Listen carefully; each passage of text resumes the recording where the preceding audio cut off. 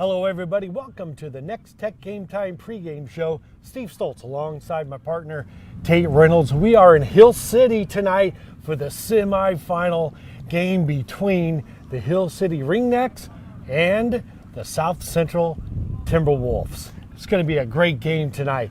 Timberwolves coming in at 11-0, and the Ringnecks 10-1, Tate. Yep, like you said, it's undefeated against a one-loss team. Hill City has seen an undefeated team before, and they knocked them out last week. That was the Trigo Golden Eagles, a win. That was a 58-36 final. South Central coming off a big win against Wichita County. Yep, sorry, they kind of blinked my mind. 36-28. So it's going to be a good matchup tonight. South Central having to travel 3 hours all the way up here on this cold and dreary rainy night here in Hill City. Yeah, absolutely. And I will talk about this a little bit later in the pregame show, but I think weather's going to be a little factor tonight. It's been raining up here in northwest Kansas, since yesterday, almost 24 hours. And so we're going to have slick conditions. It's going to be cold tonight. It's a little breezy. And so it's going to make for an interesting game. I think both teams, Tate, are going to have to audible on some of their plays tonight. Yep. All right. So when we come back, we're going to have the coaches' interviews with both Hill City and also with South Central. We'll have those interviews, and Tate and I will discuss more about tonight's ball game after this. You're watching the Nex-Tech Game Time pregame show. A special thanks to the South Central Timberwolf Game Time boosters, People's Bank, Venture Foods, and Bank of Coldwater. These proud supporters stand behind the South Central students and athletes. Other Game Time sponsors include Professional Fire Equipment, Nex-Tech Wireless, and Redeem Designs. Longtime supporters of Nex-Tech Game Time. These proud sponsors wish everyone the best of luck on their road to state.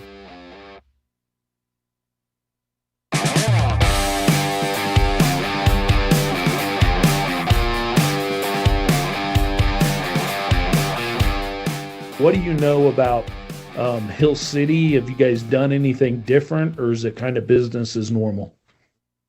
No, it's pretty much business as usual. We know that their team is successful because of their offense and defensive line. They've got one of the best offensive and defensive lines, I think, probably that we will have seen if we haven't seen already. They're up front. Three guys on defense are very good. They're very good with their hands, very good with their feet. They understand leverage, and they know how to get pressure. Their offensive line is really, really good. It's the same kids, so they're really good with their hands and their feet. We just knew that they're going to be very fundamentally sound on the offense and defensive line. They've got good skill guys. That quarterback, number 4, I can't think of his name, but he's a good quarterback. And they just, if you're going to be a successful team going this late in the season, you've got to have a good O-line, D-line, and that's something they have a very good offensive and defensive line. But no, we haven't changed anything going into this week. We did practice as normal. We did game prep as normal. We're just going to keep doing what we've done to get us this far in the point of the year. We haven't changed anything really, and we're just going to try to stay true to ourselves and play fundamentally sound football tomorrow. What do you guys have to do right to move on to Greensburg next week? So we had 6 a.m. practice this morning. So we have 6 o'clock practice every Thursday. So we've already had practice today.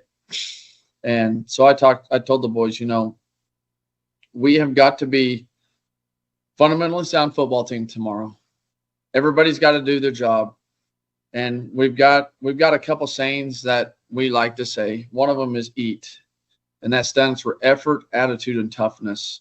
And everybody's got to come with 110% effort, 110% attitude, and 110% toughness. And if there's anybody that doesn't have that, then we're not going to be successful. But we've got to have that effort, attitude, toughness. And then I told the boys, no matter what the scoreboard says after the game, as long as they play the best that they can, to the full ability that they can, as hard as they can for as long as they can, that's all I can ask. You guys are playing South Central You said earlier that you guys did play them last year. What do you know about them other than that? They're very athletic. They've got a good chunk of their team back from that team last year. I want to say probably 70% of that team that made a deep run last year all the way to the sub-state game, there's back. They're missing a few of their really athletic skill kids, but they get the majority of their kids back, and two of their players are superstar level kids. They've got a linebacker, tight end kid, Jack Hurd, who's as good as it gets. Kid can play college ball, and he's going to be really good if he chooses to. And they got a quarterback, Easton Huck, who's dynamic. He can run, he can throw. He improvises and extends plays with the best of them. And their defense is really unique too. They play a unique style defense to kind of keep their stud linebacker running sideline to sideline where he is best. And it poses a lot of challenges to us. But we've been preparing during the week and we're ready for those challenges. Do you try to take it easy, or is it just business as normal? I think once we hit playoffs, we relaxed a little bit from the physical side of practice. We became more of a half-shell team where we're not doing a lot of full contact. But each week here in the playoffs, we're just trying to keep a routine. I'm trying to preach to the kids each week is just another week. And as long as you get to play another week, you get in a more exclusive club. And less teams are playing each and every week. And here we're to the round of 4. I don't want to change anything up. And hopefully we're moving on next week and playing in a round of 2. But we're just trying to keep a regular routine and just do everything the way we've been doing it through the playoffs. Okay. I could probably take the same answer I'm going to get from last week. But what do you guys have to do right to come out on top and to continue on to Greensburg? I think a big thing this week is we're going to have to force turnovers. Looks like the weather might be a factor in that. I know, I'm trying to think how many weeks ago this was. 2 or 3 weeks ago, we played a playoff game in some nasty weather. And first play of the game, we fumbled the ball. I think we ended up putting the ball on the ground 5 times in total that game because of the wet conditions. We're not going to be able to do that against a team as good as South Central is. So we need to take care of the ball, obviously, in those wet conditions. And I think playing a game that we did against Oxford in those wet conditions maybe prepared us better for potentially what we'll see tomorrow. But we're going to have to force turnovers, too. And a team like South Central is so good at taking care of the ball. Sometimes it just takes really good defensive effort and getting, forcing turnovers from teams that do a really good job of taking care of the ball. I think their quarterback's only thrown 1 interception this year. That's a crazy statistic for a season when you've played 11 games at this point. To turn the ball over 1 time, that's amazing at that point. So we're gonna have to force some turnovers, and then we got to keep penalties off our back. We can't shoot ourselves in the foot because this late in the game, you can't beat yourselves and beat a team as good as South Central is. So if we do both of those things, I think we got a chance to win.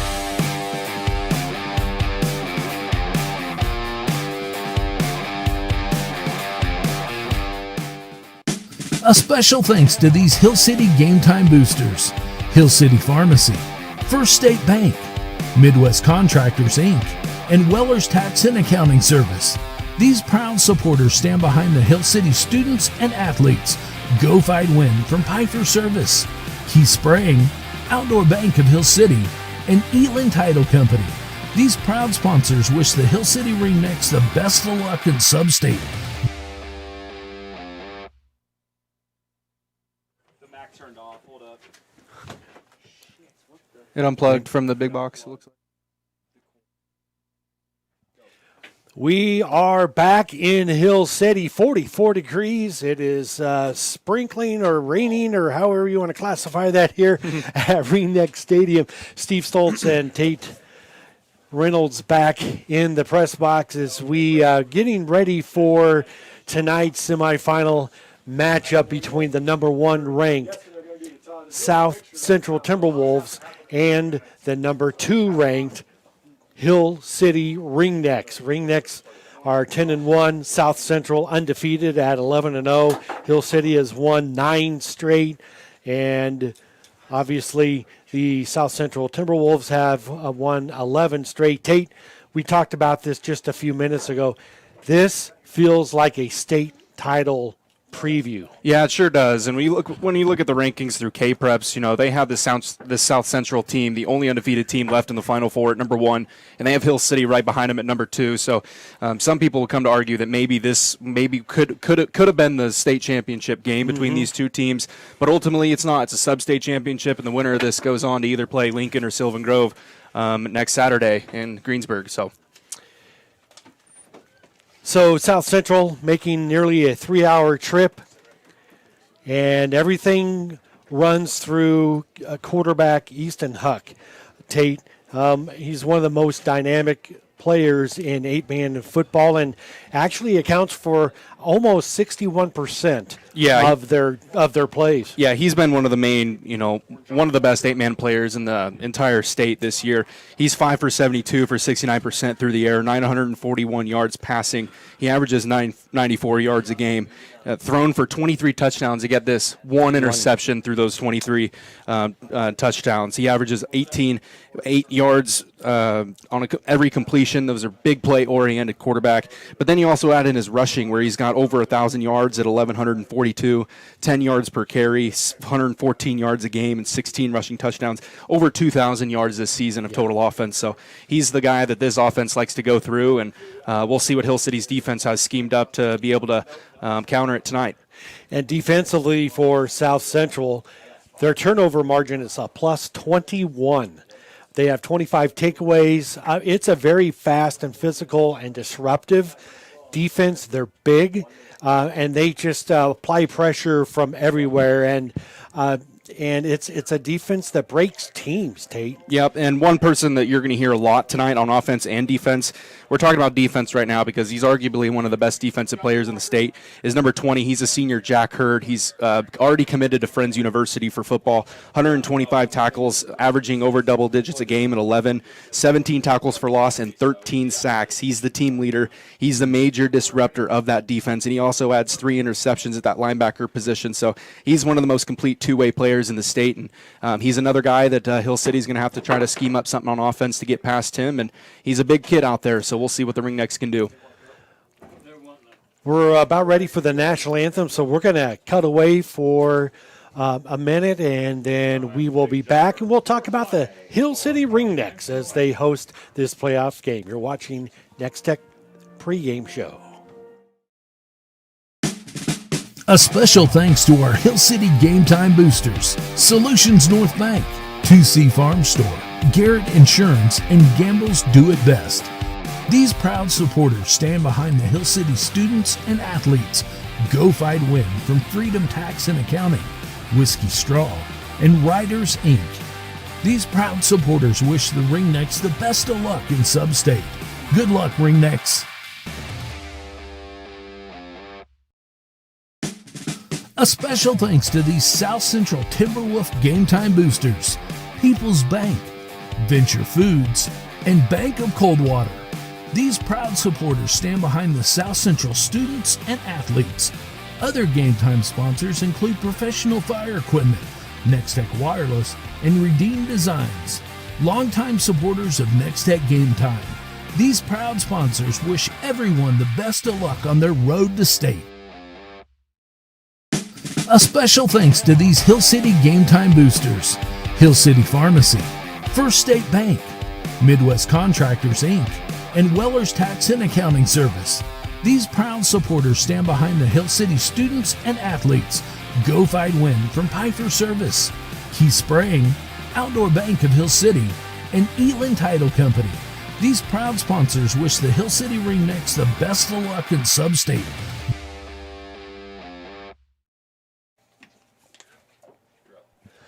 Welcome back to Ringneck Stadium as the captains are meeting out in the middle of the field for the coin toss. And we talked a little bit about South Central, Tate, but let's talk about the hometown Ringnecks.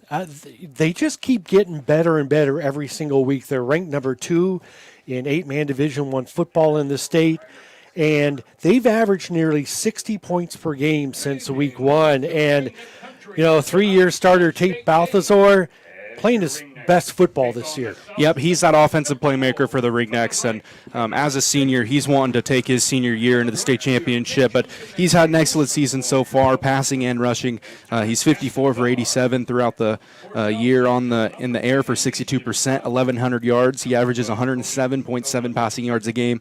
Also has 19 touchdowns and only 3 interceptions in that category. And then when it goes to rushing, 114 carries for 1,100 yards, 9.7 yards per carry. He averages just 100 yards on the game on the ground and 21 rushing touchdowns. He's another over 2K yards on the season at 2,321. So he's got 211 averages 211 total yards on the game of total offense. So he's kind of that catalyst on the offense for Hill City, and that's one person that South Central is going to have to kind of scheme something up on the other end for him. But if you're looking at other players for Hill City, of course, you got Tyler Ashball, their running back, who's had an excellent senior season as well. He has 6 rushing touchdowns, and he's had 1,200 yards on the total season. So there's a couple offensive playmakers for the Ringnecks that the Timberwolves are going to have a little bit of trouble on the defensive side trying to hold. Yeah, the Timberwolves won the toss. They are deferring to the second half, and Hill City will get the ball to start the ball game. And just real quick, Tate, Hill City's defense, look, they're outstanding. That front line of theirs is something else. Yeah, they've been doing an excellent job, especially when it comes from the second tier, the linebackers. Number 18, a junior Slade Bohr, leads the team at 126 total tackles, averaging 11.5 per game. Then you have Briggs Bourne, another linebacker, over 100 tackles on the season, 9 tackles for loss for him. And then you have big man Aiden Hall, that nose tackle, who had that big 55-yard return for a touchdown on the defensive side last week. 102 tackles for him, 25 tackles for loss, and also the team leading 9 sacks. So when it comes to the pass rush, Jackson Smith going to be another guy to keep an eye out for. He's got 5 sacks and 14 tackles for loss. And then Kobe Keysweater, 2 blocked punts. That helps out a lot, and he had an excellent game last week as he blocked several passes from the quarterback of Trigo last week. So there's a lot of good defensive players for the Ringnecks, and tonight they're going to have to play some of their best ball against the South Central Timberwolves.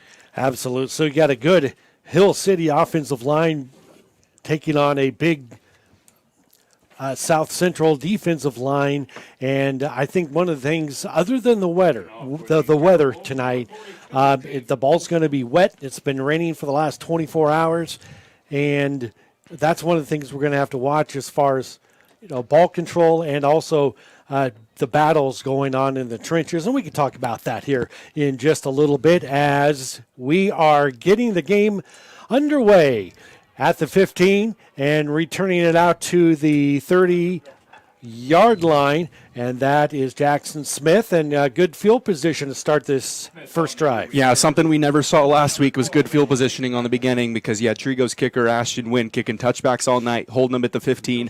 Tonight might be a little bit of a different story. There's going to be chances for returns and better yards off those returns, and this is one of those cases. Hill City only 10 yards away from midfield starting out the game. So the ball marked at the 29-yard line as Balthazar is in shotgun formation. It's a fake handoff. Balthazar breaks it out to the left, and he's going to pick up about 3 yards on that.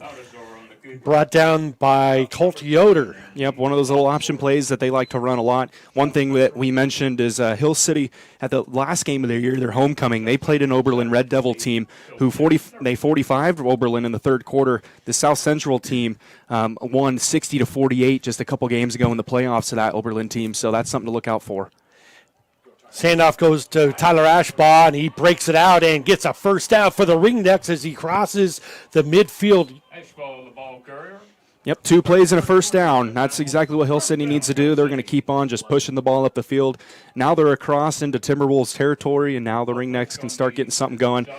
Like you said a little bit ago, the weather, it's going to be a ground and pound game tonight. The ball might get a little wet. We see just slight raindrops through the lights, so it's something that both teams are going to have to do well tonight, is that ground and pound game. And the referees are doing a good job getting that ball in and out, getting a fresh ball, a dry ball out on the field as Balthazar is going to take this himself, and Looks like he's going to pick up 5 yards on that, brings up second down. Yep, and keeping the ball on the ground and the ball dry is going to be very important because as soon as that ball gets wet and it's on the ground, they need to replace it because that's when turnovers start happening. The ball gets slippery. So second down and 5 now for the Ringnecks. Now by formation, this one goes to, now again, Tyler Ashbaugh, not much going on there, met head on by Jack Hurd. We're going to call his name a lot tonight. Yeah, he's their defensive guy, and he made a big stop there. He's that, what is he now? He's the right end over there, or no, excuse me, he's the left side linebacker over here, so they're going to have to try to figure out a way to get the ball past him all night.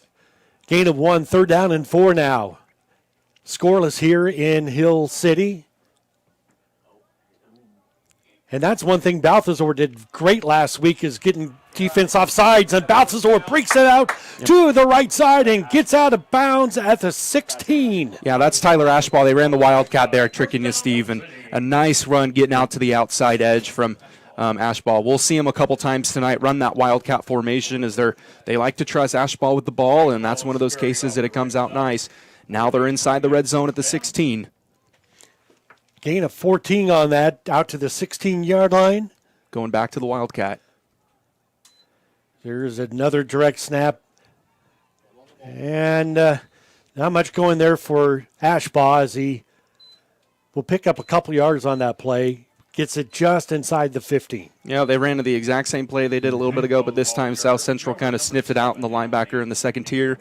So now it's going to be the 2nd down and 8. They're going to bring Balthazar out to take the snap this time around here on the 2nd down and a long 7. Now Ashbaugh split right.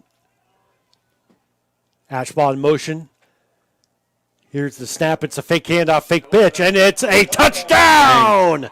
Nice. What a beautiful play. Tate Balthazar punches it in from 14 out, and Hill City draws first blood. Yeah, they were focused on Ashbaugh. Like you said, he was the one in motion, and they got the defense moving over to the other sideline.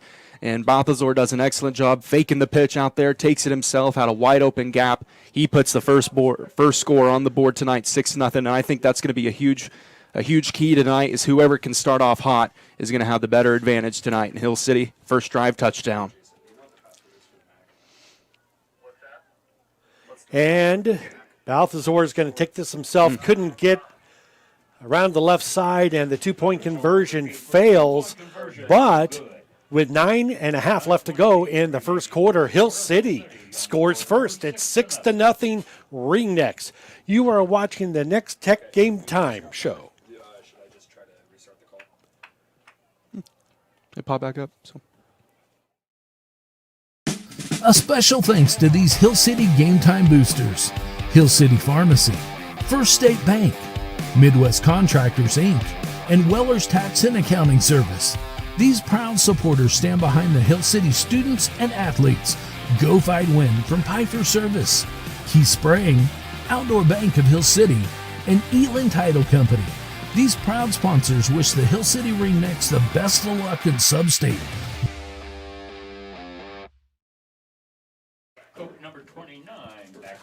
We are back at Ringnecks Stadium as Hill City on this last drive scores the touchdown.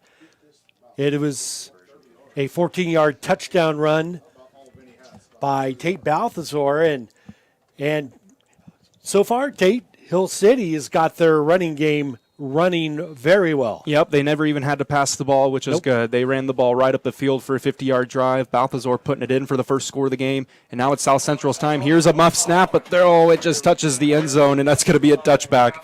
One of those 8-man rules. Yes, and lucky for Jeffrey Cope, the freshman out there who was receiving that kickoff, that it went just across the orange line, and so the Timberwolves will have first down and 10 at their own 15. Yep, and now we get to see the quarterback Easton Huck in action. You know, being up here from Northwest Kansas, we don't get to see a lot of these other teams late into the playoffs, until late in the playoffs. And this Easton Huck is one of the better quarterbacks in the state, so we'll see what he can do tonight. He's had an excellent year as he's 69% passing. We'll see if they use that passing game tonight on this wet conditions here in Hill City.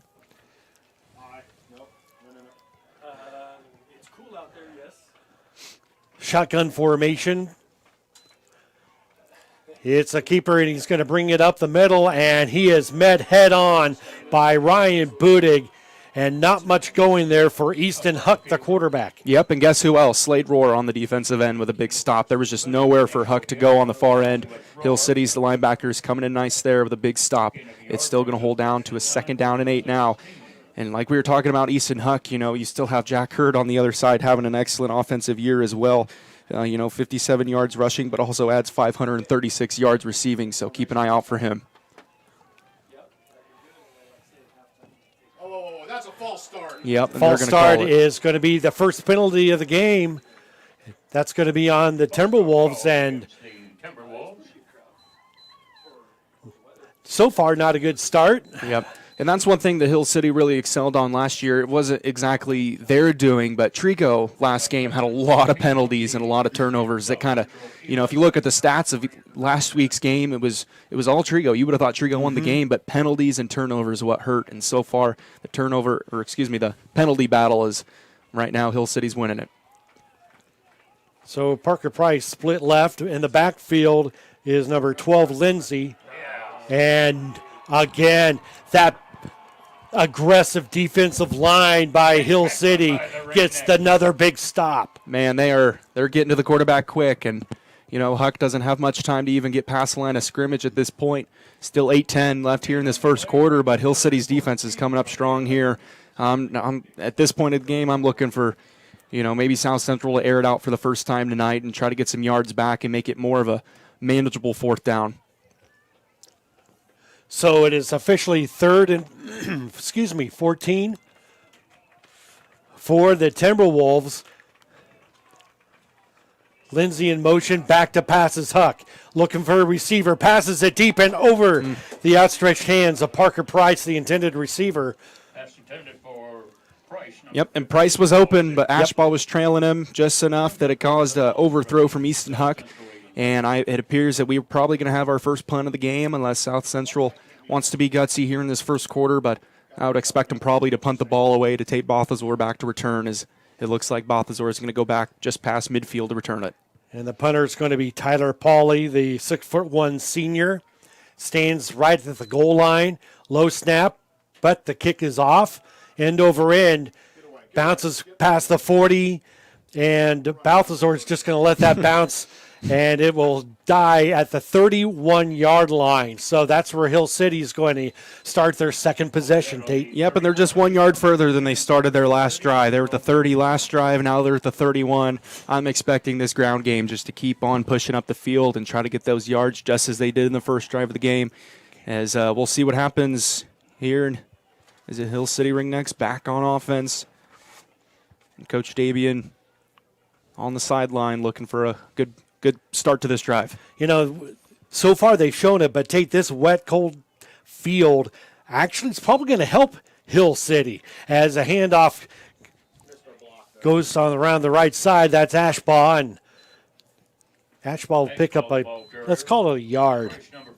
Yep, it's going to be a 2nd down and 9. Ashbaugh right up the middle, nothing going there, but I'd expect them to maybe get Balthazar back in the ground game here pretty soon. Yeah, this power running game of the Ringnecks, with Balthazar and Ashbaugh, it's built for conditions like this, and the ball control approach that will keep South Central's explosive offense watching from the sideline. So we'll see what Balthazar does here as he keeps this one, breaks one tackle, and finally wrangled down at the 34-yard line. It'll be a short game, pick up a 2. Yep, and that one started with Jack Willems, the 6', 205-pound junior. He's the one that kind of tripped up Balthazar first and caused him to slow down. And then there was, I think it was number 18, Judd Petty, the one that ultimately closed him down. So now he got a 3rd down and 6, the longest 3rd down Hill City's seen in this ball game so far. Balthazar in shotgun formation, drops back. He's looking deep. He is looking for Ashbaugh, and just goes out of bounds. Yep, just thrown a little bit too far out to the sideline, that's all. Balthazar was on the run, and Ashbaugh didn't quite know where it was until it was about 6 feet away from him. So I think Hill City's going to bring out the punting unit with Vincent Zoner. So it's 4th down and A long 7. Deep to receive the punt is Parker Price for the Timberwolves. And back to punt is Zonner.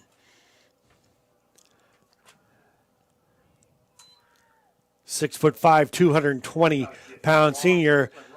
And it goes well out of bounds. It looks like Tato just went off the side of Zoner's foot. Yep, and it appears that they're going to mark it out of bounds at the 35-yard line, just inside their own territory. So South Central is going to start off with good field positioning on this drive, see if they can get something going on offense, just as Hill City did on their first drive.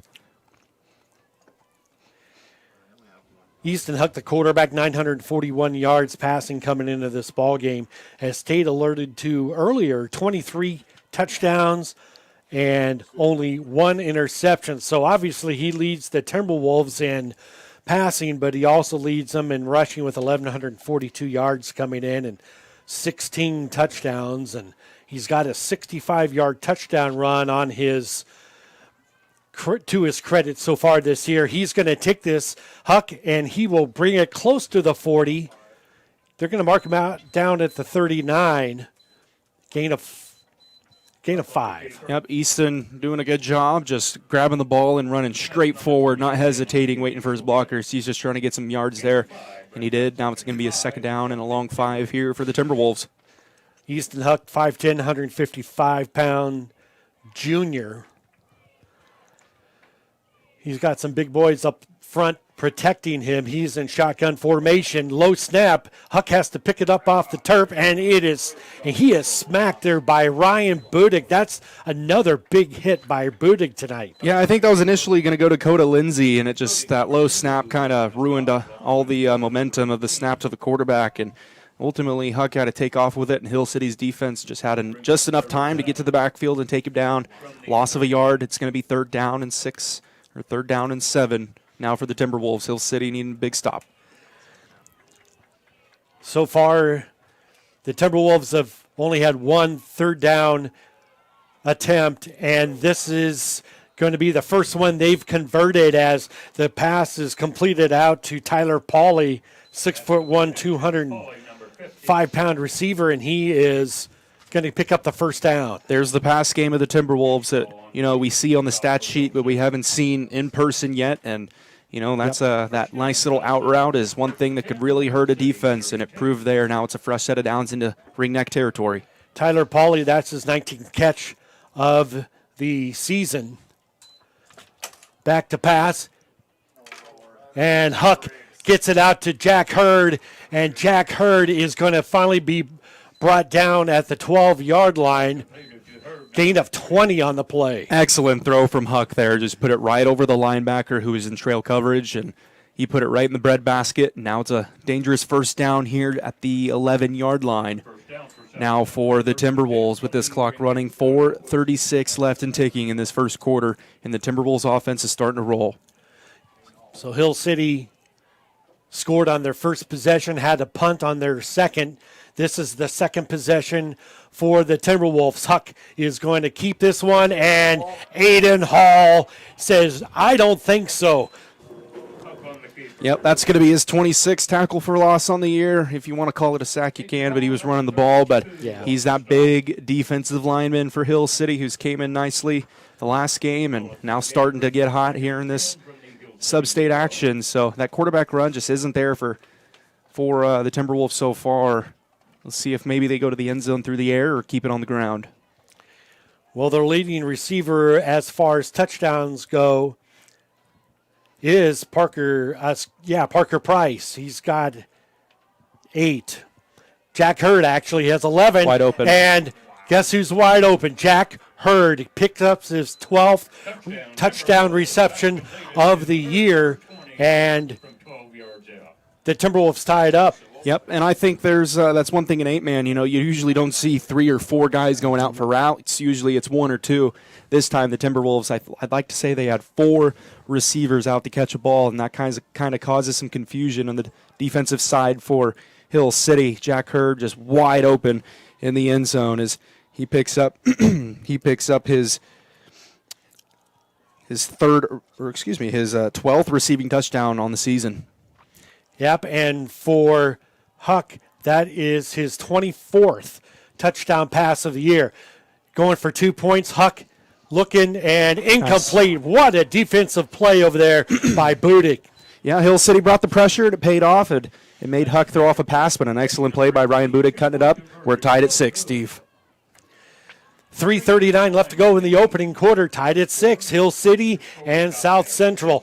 We will be back. You're watching Nex-Tech Game Time. A special thanks to these Hill City Game Time boosters: Hill City Pharmacy, First State Bank, Midwest Contractors, Inc., and Weller's Tax and Accounting Service. These proud supporters stand behind the Hill City students and athletes. Go Fight Win from Piper Service, Key Spraying, Outdoor Bank of Hill City, and Elin Title Company. These proud sponsors wish the Hill City Ringnecks the best of luck in Sub-State.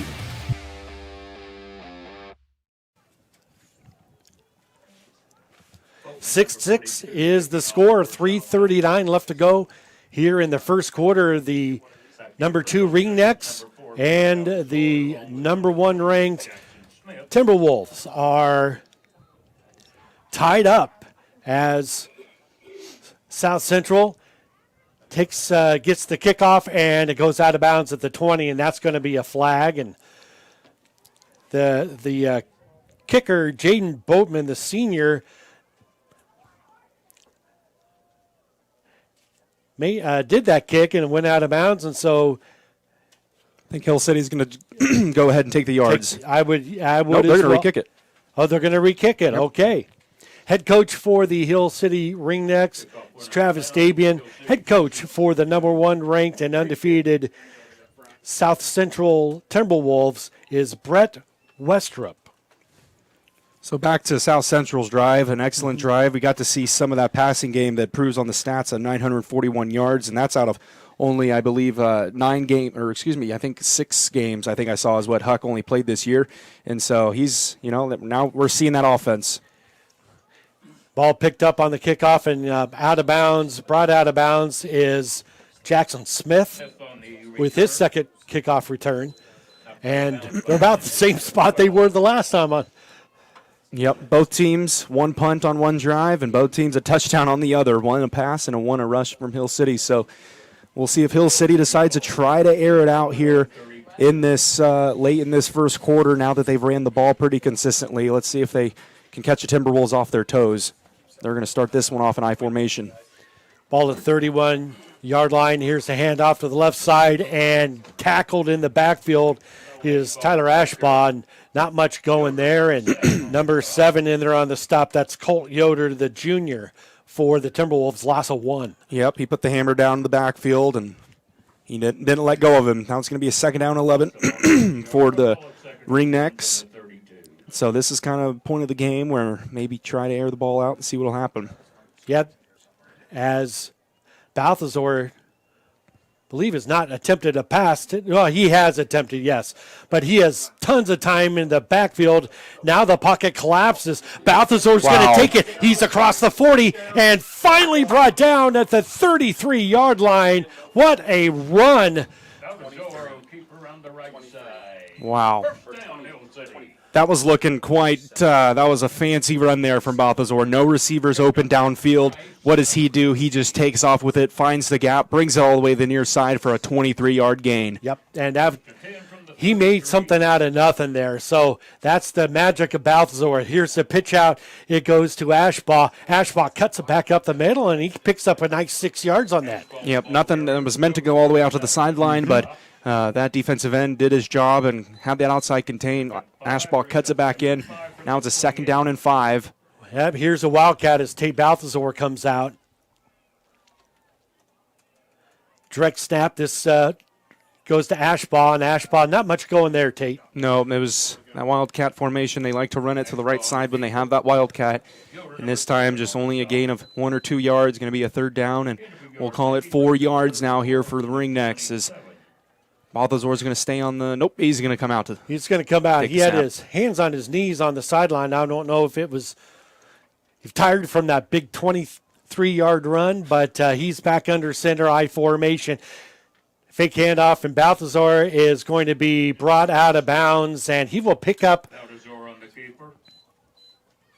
let's give him about a yard on that play. It's going to bring up 4th down and 2. Tay, what do you do here? I'm going for it here. You know, it's a 2.5 yards. I would go for it, get the first down, keep the drive going.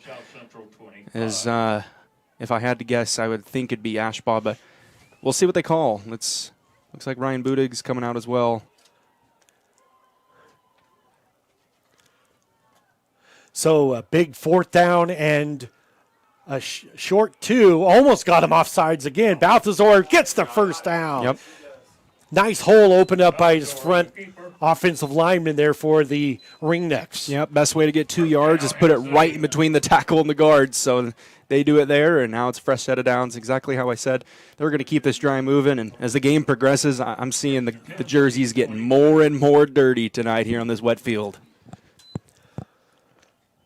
High formation. Balthazar back under center. Fake handoff, back to pass. He has Jack. Nope, he's got Zoner. Open. Touchdown. 23 yards. And What a pass. What a throw from Balthazar. He could have thrown it to either Zoner or Smith on the other end. Smith was more open on the left side, but, Balthazar, all he had to do is throw a dime up there and let the big man, 6'5", Vincent Zoner catch it. And I mentioned before this game that I thought Vincent Zoner was going to have a key part of this game, and that could have been it right there. And that was the second touchdown catch of the season. Yep, big one, too. Huge one. High formation.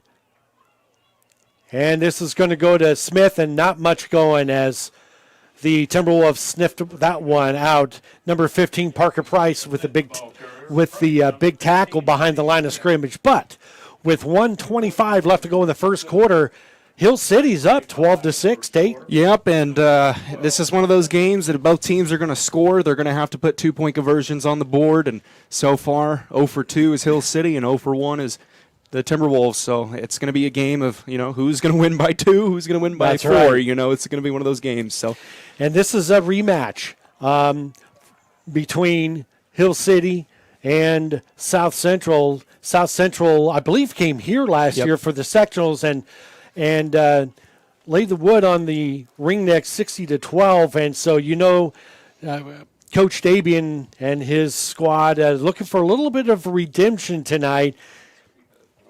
Yeah, and maybe that's the fuel that Hill City needs. They come up and, they beat an unbeaten Trigo team last week who beat them the first week of the season 30-12 and then comes in and beats them on the home. Now Hill City's looking for revenge on South Central, so maybe that's the fuel that they need. Tate Balthazar 1 for 2, passing 23 yards and a touchdown on that drive. And Tyler Ashbaugh, 9 carries, 37 yards, but Balthazar's got 44 yards rushing here in the first quarter and also a rushing touchdown. It seems like something we've seen all year is there's 2 players on every offense that is the key catalyst. This one's a good kick. Yeah, that's a great kick. It dies at the 6. It is picked up, and it is a nice return out to the 26-yard line. As that's the freshman out there, Jeffrey Cope. Cope on the return. Yeah, it was a nice little return. Hill City got a good kickoff where it just stopped and died, and it gave Hill City time to get up the field, but ultimately Cope found some space up forward to make some room out of it, up to the 27-yard line, and a fresh set of downs for the Timberwolves as Hill City with the lead by 6, but the Timberwolves looking to get it back. Well, South Central, they're a passing team, obviously, and a rushing team as well. But tonight it looked like they're trying to rely a little bit more on their ground game, although Huck has thrown the ball really well tonight as he is 3 of 5 for 43 yards and a touchdown. He's going to take this one up the middle, breaks a couple of tackles, runs over another one, and he is now across midfield, and he breaks to the left and finally brought down at the 31-yard line, Tate. Wow, he gained way more yards than he should have. Hill City needs to wrap up and take him down, but Huck doing a good job, just going until those knees touch the ground, and now he's in Hill City territory at the 30. What an excellent run from Easton Huck. Yeah, he broke several tackles there to pick up 23 yards, let's call 22 yards on that rush by Huck. Huck is going to take it again, slips a little bit, and breaks out of another tackle, an ankle tackle, and picks up close to 3 on that play. It's every time he's trying to, the field's really wet. If you slip just a little bit, you could go down and get called play down, but Huck doing a good job staying on his feet, keeping it moving, and that's something to watch out for is this wet field tonight, and right now it's kind of playing a little bit of a factor on both ends. Split left is Parker Price alongside Pauly. Back to passes Huck, looking for a receiver, and he finds his open receiver. That's Coda Lindsay, and Lindsay is finally brought down at the 5-yard line, but not after he picks up 22 yards on that pass. Yeah, it was one of those schemes that I was mentioning earlier. Not a lot of 8-man teams throw out 4 receivers to go out for passes. There was 3 downfield, and Coda Lindsay kind of just got left all alone, and he found the drag route for a wide-open catch, and now the Timberwolves at the 5-yard line for a first down and goal. This one's going to take it to the end of the first quarter as well. It will. They're going to switch sides of the field here when we come back, but the Ringnecks have a 12-6 lead, 2 touchdowns, 2 failed conversions, and then the Timberwolves with a touchdown, but they are within scoring distance now with the ball at the Ringneck 5-yard line. We're going to take a quick break. You are watching Nex-Tech Game Time. A special thanks to our Hill City Game Time boosters, Solutions North Bank, 2C Farm Store, Garrett Insurance, and Gamble's Do It Best. These proud supporters stand behind the Hill City students and athletes. Go Fight Win from Freedom Tax and Accounting, Whiskey Straw, and Riders Inc. These proud supporters wish the Ringnecks the best of luck in Sub-State. Good luck, Ringnecks.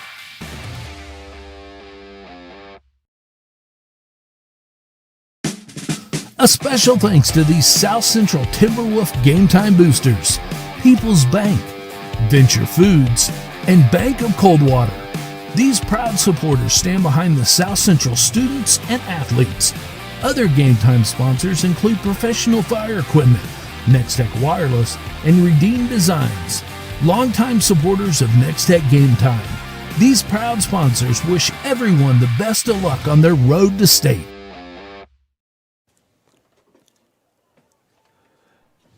Back at Ringnecks Stadium as the South Central Timberwolves are knocking on Hill City's door with the ball at the 5-yard line. It's first down and goal. Wonder if you're going to see Huck again on this one. Nope, it is going to be Huck, as Easton Huck punches it in from 5 yards out, and that's going to tie the ball game. Yep, we're all tied at 12 now. We're starting to see the South Central offense and what they've been doing all year, just passing the ball. I mean, they're passing the ball right up the field against this Hill City defense, and that's something defensive coordinator Caleb Atkins knows, and he's going to try to figure out a way to stop it. But these 2-point conversions are going to come in crucial, so this is one South Central will need. Absolutely. Huck with his 17th rushing touchdown. And he's going to keep this himself, and not much going there, and nice job by that inside interior line of the Ringnecks State to stop that 2-point conversion. So we've had 4 scores and 4 2-point conversions that have failed. Yep, it's a battle of the 2-point conversions, like I've said several times, but both teams are putting points on the board, but the ones that are going to matter most are the ones after the touchdown from the 3-yard line. And so far, both teams 0 for 2 in that regard. And this is really starting to seem like one of those games. It's gonna come down to 1 or 2 2-point conversions, and it's honestly whoever's going to put the points on the board and whoever's going to punch in those twos into the second quarter and into the second half. So both teams know that. So we'll see what happens now. And I think another big factor is who is going to not turn the ball over as much. That's going to be a big one as well, as Hill City and South Central were tied up at 12, just starting the second quarter. Jaden Boatman set to kick off for the Timberwolves. Deep to receivers, Ashbaugh and Smith. Ashbaugh's going to take it on the bounce. He breaks it out to the left and is brought down at the 32-yard line. That's Balthazar, sorry. Yep, nice little return. Got it on one bounce. A little bit of momentum behind him. Hill City's going to start out at the 31-yard line. It seems like mainly that's where Hill City's got to starting off all their drives around the 31-yard line. It's that 50-yard range drive is what they're working with today. So first down and 10, Hill City needing to put points on the board here with 11:50 left in the half. Hill City's had a lot of success running the ball tonight.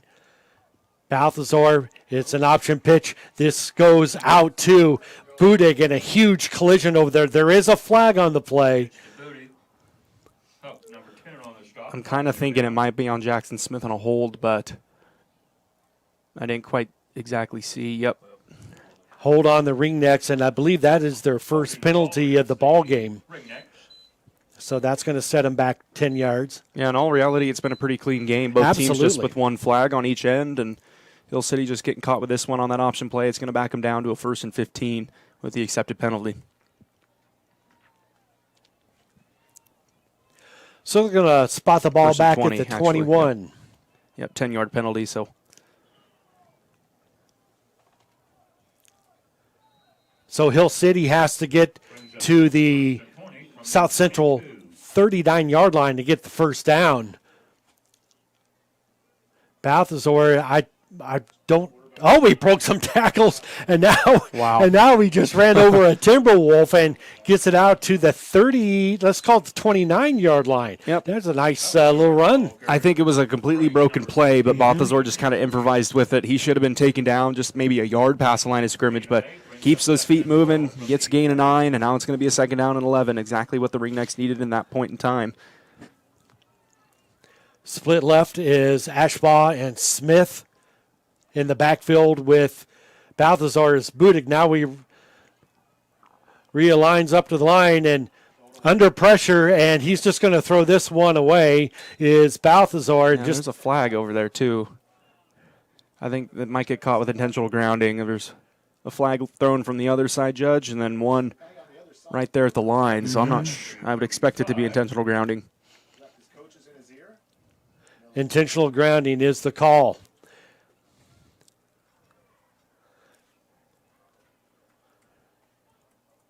You know, it looked like Dabian was getting an explanation, but I thought it was off that the far referee was the one to call it. But that was a weird. You would think that's not the referee that would be throwing that Right. flag from the opposite side of the field. So if you're South Central, do you decline this? well, it'd be if they decline it, it's just going to be a 3rd down and 12. If they accept it, it'll just be a 2nd down and long. I'd probably accept it and take the 2nd down and long if I were the coach, but that's why I'm up here. That's my saying Well, when I'm and play the field position game, right? yeah. And They decline it, so they're They gonna are keep declining it. 3rd down and 11. Penalty is declined. Brings up 3rd and 12 from the 30. That's kind of a toss-up choice there. It is. You could have done either one, and it can work in your favor, or it can't. You know. 3rd down and a long 11, short 12. Here's a handoff to Budig. Tries to bring it out right, and just nothing going. And big Cody Lindsay, the 5'10", 205-pound linebacker for the T-Wolves, did not let Budig go anywhere. Yep, it's going to be a punt now, and now you give the ball back to South Central to maybe take their first lead of the ball game, and that's kind of where the tides could turn. So we'll see. Vincent Zoner back to punt now here for the Ringnecks. Lots of blocked. 5, and it's blocked. And South Central covers the ball at the 15-yard line. And guess who? That's Jack Hurd. We said that he was going to be a huge part of this defensive side, and that proves it right there. Another big block for him, and now South Central starts off with the ball in excellent field positioning. Jack Hurd, a senior, 6'4", 205 pounds. And we'll talk about him in just a little bit. You know, we don't know a whole lot about the South Central team. They're from Coldwater.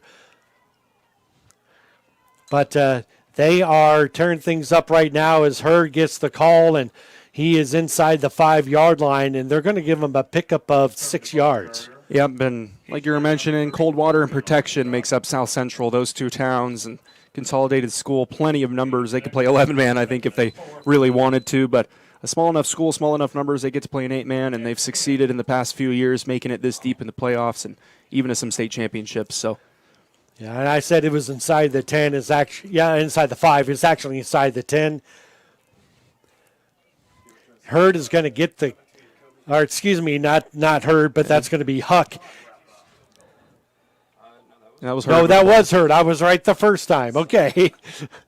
And not much going for Jack there, and no gain on the play, and it'll bring up 3rd and 4. This is one of the bigger defensive plays Hill City will have in the game probably here. They don't want to give up the lead, and if they get a 4th down or hold South Central to a 4th down, South Central's obviously going to go for it, and you can get the ball back without them getting in the end zone to be huge. So this is a big play. A couple of plays, I should say. 3rd down and 4 from the 9. Here is the keeper, and he is going to barrel himself down to the 1-yard line. Easton Huck took that one all the way, and that's a first set of downs for South Central. Yep, and this is a tough part of the field, right at the 1-yard line, and you have 4 downs to get it through the orange paint. So South Central probably just going to run it right up the gut, I would imagine, try to push it in. That's a false start. Wait, I'm not sure what just happened. Huh. Interesting. It was a touchdown, South Central, regardless. Well, I was looking for a pen, and I didn't expect them to run the play already, but yeah, we're trying to figure out who carried that.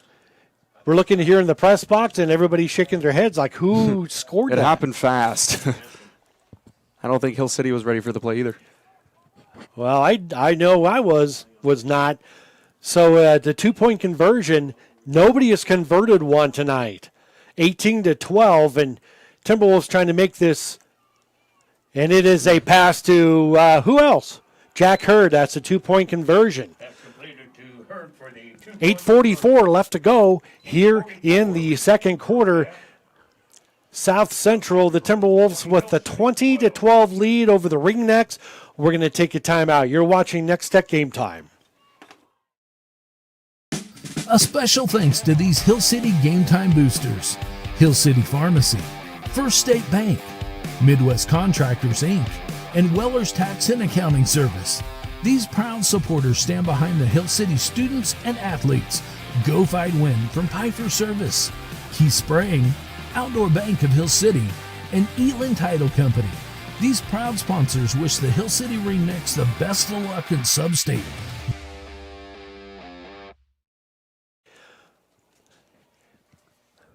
Easton Huck with a 1-yard touchdown run to complete a 5-play, 15-yard drive, and Huck passed Jack Hurd for the 2-point conversion, and it's 20-12 Timberwolves. Balthazar and Smith are deep to receive for the Ringnecks. High-scoring game so far, 20-12 with 8:44 left to go in just the second quarter.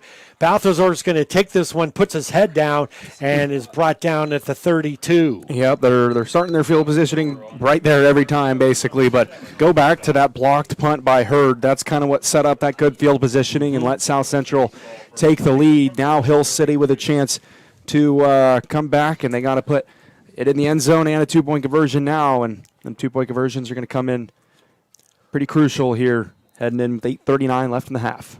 High formation, Balthazar under center. Hands it off, goes out to the left side. That's Ashbaugh, and he is hit hard by Easton Huck. But Yep. it is a pickup of 4. Yeah, these Timberwolves on defense, they're brick walls. Every time they hit somebody, they don't go much further, it seems like. So 2nd down and 7 now here for the Ringnecks. They're going to call a gain of 3 just past the 35-yard line.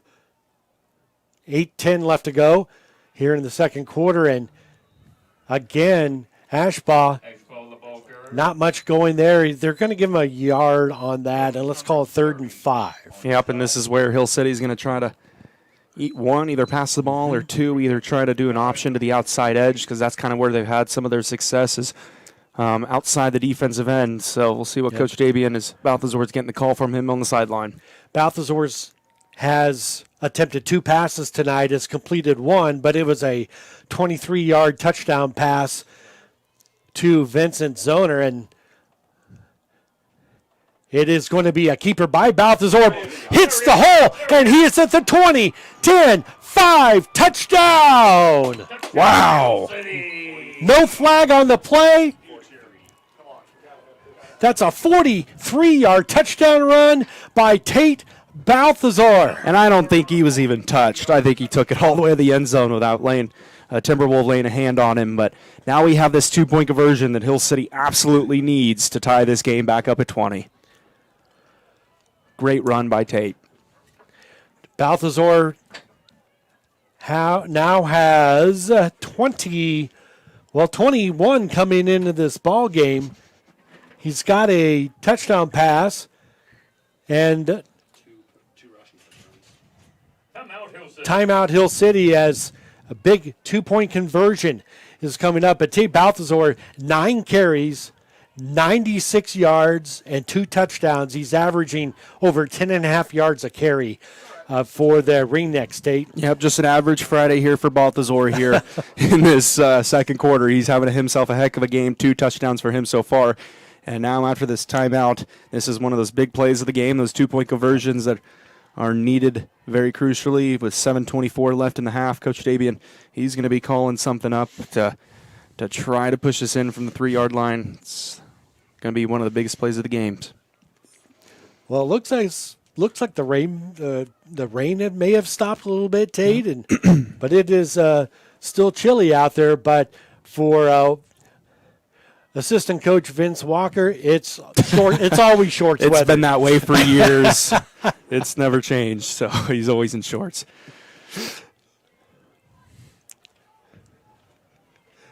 All right, so here comes the 2-point conversion for the Ringnecks. 2 receivers split right. In the backfield with Balthazar is Budig. Balthazar is going to have his pass that would look like it was intended for Zoner knocked down at the line. And that was film study. They know that Hill City is going to throw that every once in a while, the 2-point conversion. And Jack Hurd, they've been watching film on that one. So, well, it does bring the Ringnecks within 2 points, so it's 20-18. Here in the second quarter with 7:24 left on the clock, you're watching Nex-Tech Game Time. A special thanks to the South Central Timberwolf Game Time Boosters, People's Bank, Venture Foods, and Bank of Coldwater. These proud supporters stand behind the South Central students and athletes. Other Game Time sponsors include Professional Fire Equipment, Nex-Tech Wireless, and Redeem Designs. Longtime supporters of Nex-Tech Game Time. These proud sponsors wish everyone the best of luck on their road to state. Let's take a look at the drive from the Hill City Ringnecks. And that was a 3-play, 48-yard drive capped off by Tate Balthazar's 43-yard touchdown run. The pass was incomplete for the 2-point conversion. And Tate, you've been talking about this several times tonight. You know, converting these 2-point conversions is going to be huge tonight. Yep, and that one being missed, it keeps South Central in the lead. But also, if South Central goes down the field and scores and gets another 2-point conversion, all of a sudden it's a 2-possession game. So it's just one of those 2-point conversions that was much needed. But ultimately, South Central is going to hang on to the lead as the kickoff goes out of bounds. And it looks like they're going to take the yards. So South Central will start this drive at the 20. Well, even the refs are having a hard time hanging on to the ball. It's going to be a first down at the 25 for the Timberwolves. Yep, but you got to give some credit to the people that are unsung heroes, the ones that drive the balls on the sidelines. Yes, they're very important here in absolutely. games like this. So thanks to the one doing that.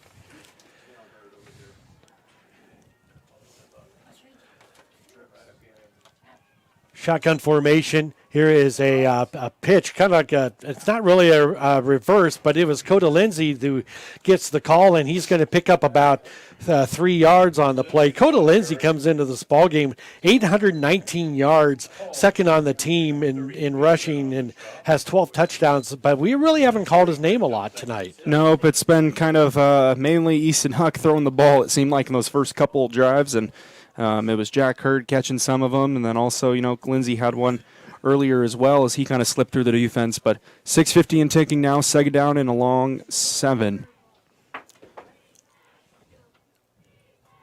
Lindsay in motion, and it's almost like the same play, except they went the different direction, and Coda Lindsay tried to cut it up the middle and not anything going there. Yep, that's another one of those film study plays. I think that Hill City was kind of prepared for it, and they knew it could happen in that formation, so good job by the defense stopping them. Now it's stuck still at this third down and 7 here with 6:21 and ticking now, as probably maybe a pass coming out from the Timberwolves. Yep, no gain on that play for Coda Lindsay. It's 3rd and 7 as we approach the midway mark of the second quarter here. Back to pass. And it is incomplete, intended. Well, the referee, they concur. It is an incomplete pass to number 20. That's Jack Hurd, and it's 4th down now and 7. Yep, now you got a decision to make. If you're the coach for South Central, do you punt it here and give it back to Hill City with a chance to take the lead, or do you go ahead and go for it? I would personally punt it, but we'll see what the Timberwolves decide to do. I don't believe we've seen a punt tonight from. Yeah, we saw one earlier. We saw one from South Central, and I tell you what, Coach Brett Westrup wants to think about it. He's going to call a timeout. So we are just past the 6-minute mark of the second quarter, 20-18. South Central with the lead over the Ringnecks. You're watching Nex-Tech Game Time. A special thanks to the South Central Timberwolf Game Time Boosters, People's Bank, Venture Foods, and Bank of Coldwater. These proud supporters stand behind the South Central students and athletes. Other Game Time sponsors include Professional Fire Equipment, Nex-Tech Wireless, and Redeem Designs. Longtime supporters of Nex-Tech Game Time. These proud sponsors wish everyone the best of luck on their road to state. Stand by. So we're at the timeout as Coach Brett Westrup for the Timberwolves his team is faced with a 4th and 7 and the ball at their own 28-yard line. And boy, he's taking quite a bit of time out there to talk to his team. And you'd think, you're only halfway through the second quarter, Tate, and why not just punt this thing away? Yeah, I mean, you can punt it, give it back to Hill City, but the way their offense is going, they're more than likely going to take the lead. So, in a timeout taking this long, you have to be careful of them going on 2. You have to tell your defense, watch out for that hard count, but also, watch out for a fake punt if they do line up in the punt formation. It looks like they're going to go for this. So Coda Lindsay in the backfield with Huck. Here's the snap. Huck back to pass. He is being forced out of the pocket, throws it long, wide open, and he slips and falls. But I don't think it would have been complete anyway. It was just a little bit short, Tate, of Parker Price. Yeah, and Ashbaugh kind of lost him in coverage, late as Huck was going through the pocket.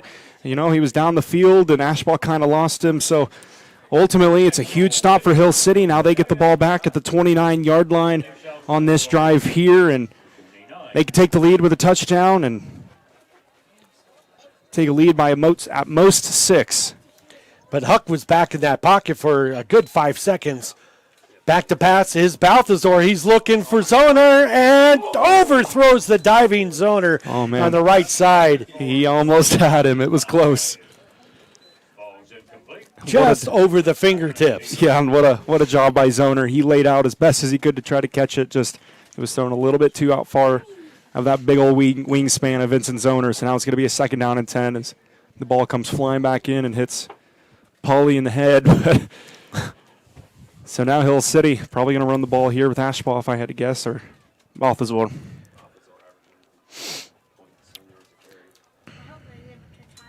Here is a snap to Balthazar, cuts it back to the right, breaks an ankle tackle, and is going to make it out to about the 25-yard line with that forward progress, and they're going to give him 4.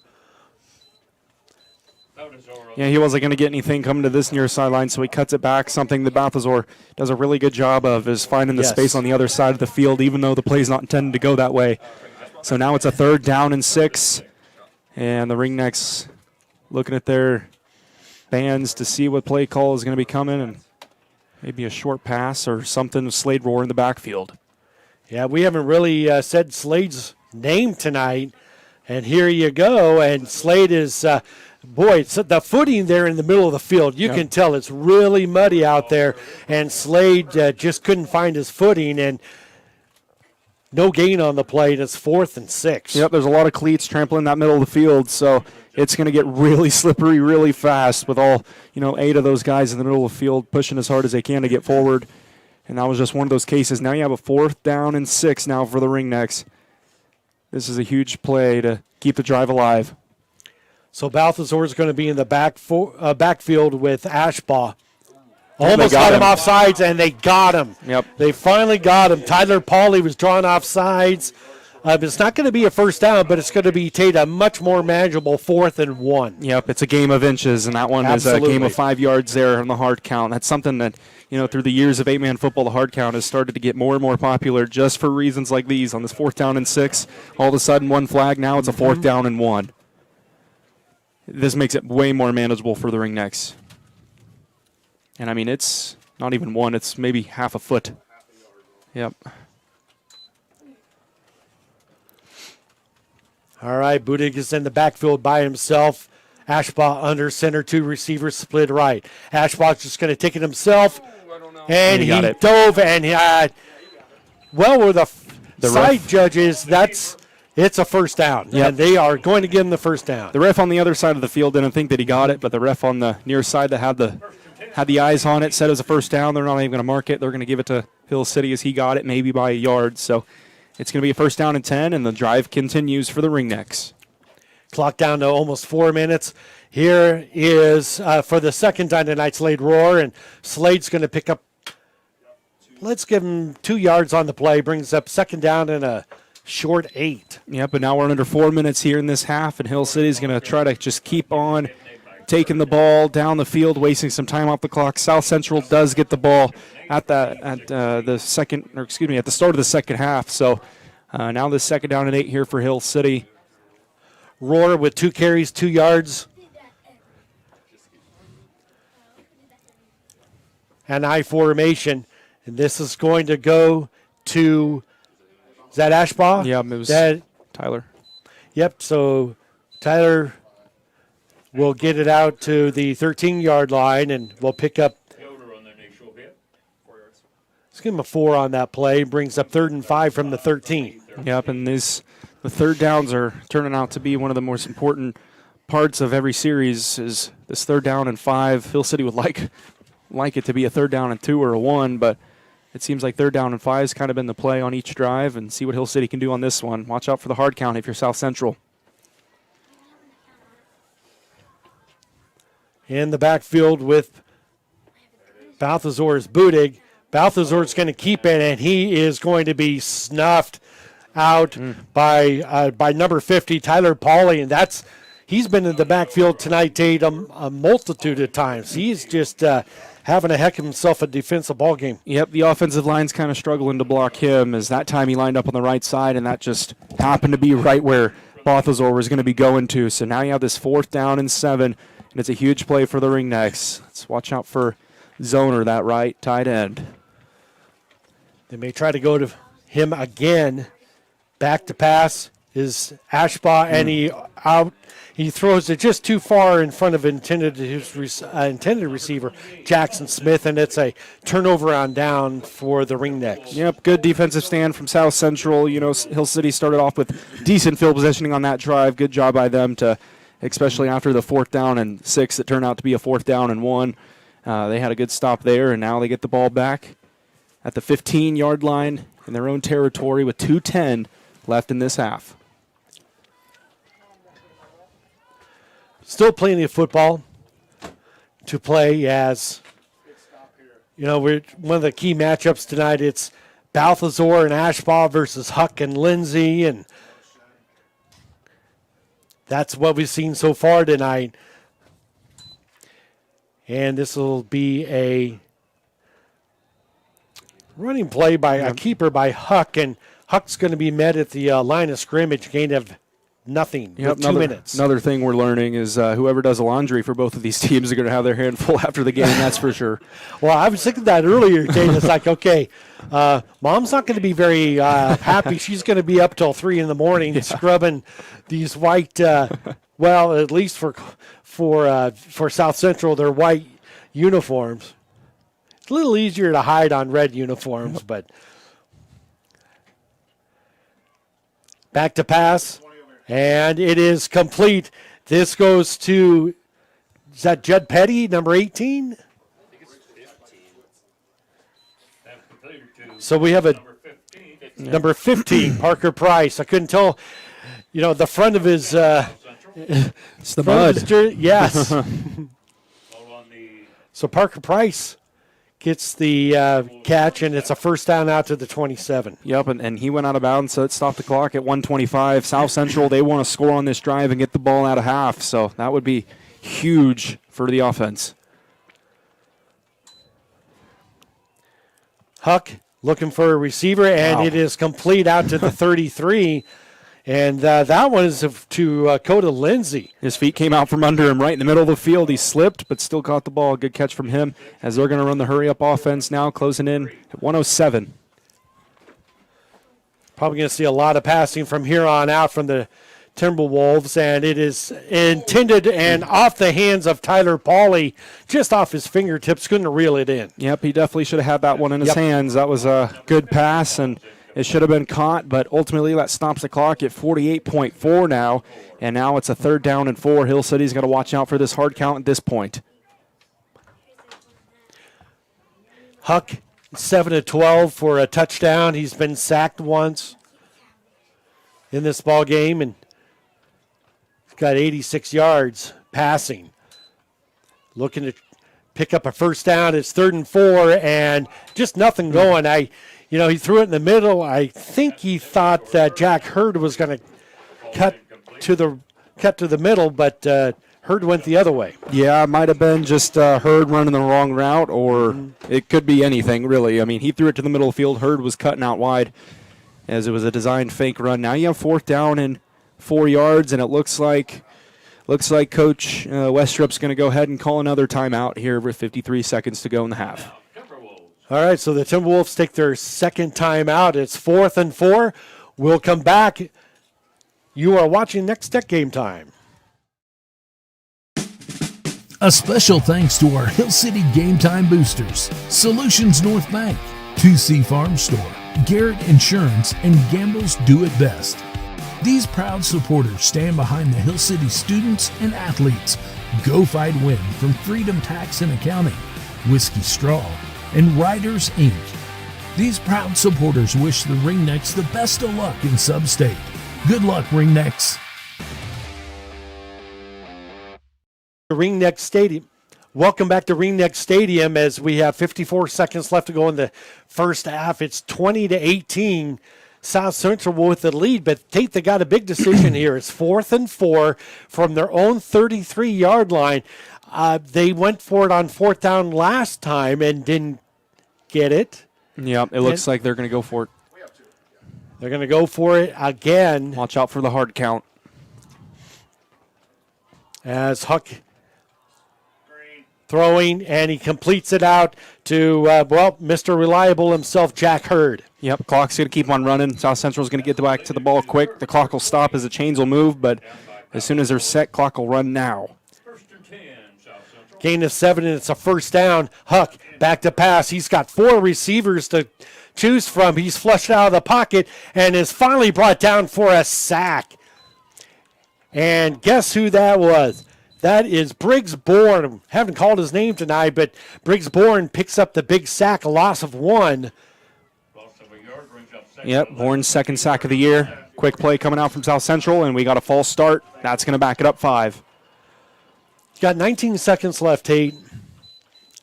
So you got a penalty that stopped the clock, but it just momentarily as they reset the ball here. But you got 2nd and 16. You probably got enough for 3 plays. Depends on how fast you can get the ball out of Huck's hand. Yep. 1 timeout on your side, too. Clock's running. Huck back to pass, throws it deep, and there's another miscommunication. Tyler Pauly cut into the middle on a post route, but Huck thought he was going to run a corner route. Yep, there's a little bit of miscommunication going on, whether it's receivers running the wrong route or whatever, but it's 10 seconds left, 3rd down and long. I'm expecting South Central to do the exact same thing they did on the last play, try to air it out, try to get something open, and hopefully catch Hill City off their toes. But Hill City has to know that that's probably what's going to happen. Yep. It's possibly maybe the last play of the half. But, of course, Coach Westrup still has 1 timeout in his pocket if he needs to use it after this play. But it's got to be a quick play if he does.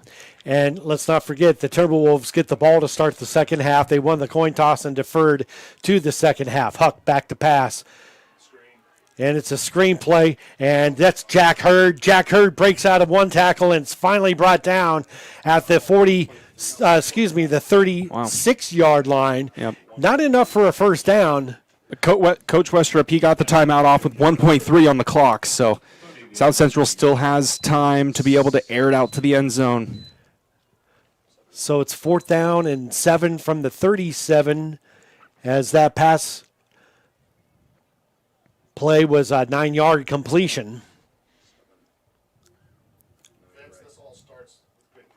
And so with 1.3 seconds left on the clock, and you're probably going to see, either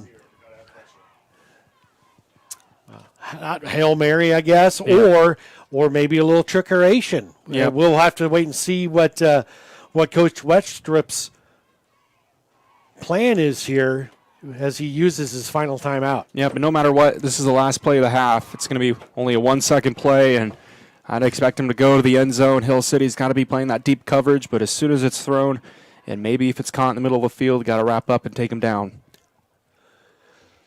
So far in this ballgame, South Central has attempted 4 fourth down plays and has converted 1. Yep. 25% tonight.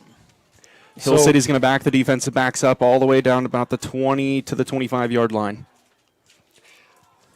Pauly and Hurd split right, back to pass. And is Huck. And Huck is going to chuck it down the field, and it is complete. And it is a lateral. Scary. Yeah, Hurd caught the pass down at the 10-yard line and tried to, I'm not sure who he tried to pitch it out to. Oh, but no. Go ahead. We have an injury on the field. No, we're good. We're good. Well, Tate Balthazar is grabbing his ankle in the end zone there, and he is limping off the field, and hope he's going to be okay. He's all right. Well, that was an interesting way to end the first half as the South Central Timberwolves take a 20-18 lead going into the locker room. So we're going to take a break. Tate and I are going to get something to drink and kind of process what happened here in the first half. We'll bring you those first half stats when we come back. You're watching Nex-Tech Game Time.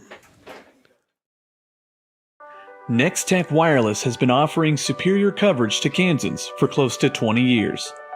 My, how things have changed.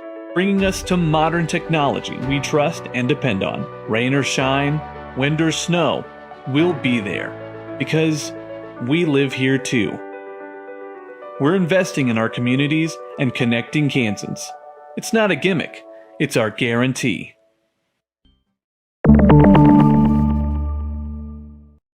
No matter who you are, the Hayes Rec Commission is for you.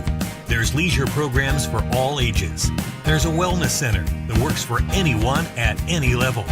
Youth and adult sports, aquatics, and great facilities for any event. Go to hazerec.org to see the list of activities and sign up.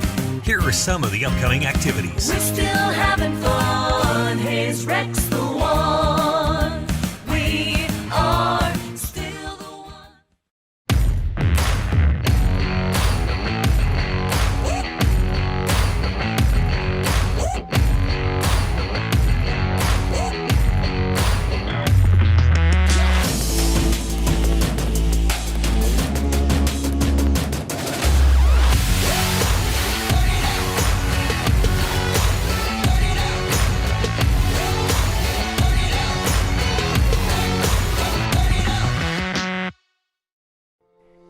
Mapes & Miller, we take care of your finances, allowing you time to take care of your business, farm, and personal lives. We offer financial services, including tax prep, bookkeeping, payroll, and auditing. We offer services to farmers, ranchers, small businesses, and more. By coming to us, you'll be able to spend more time at your business and with your families. It's not what you make, it's what you keep.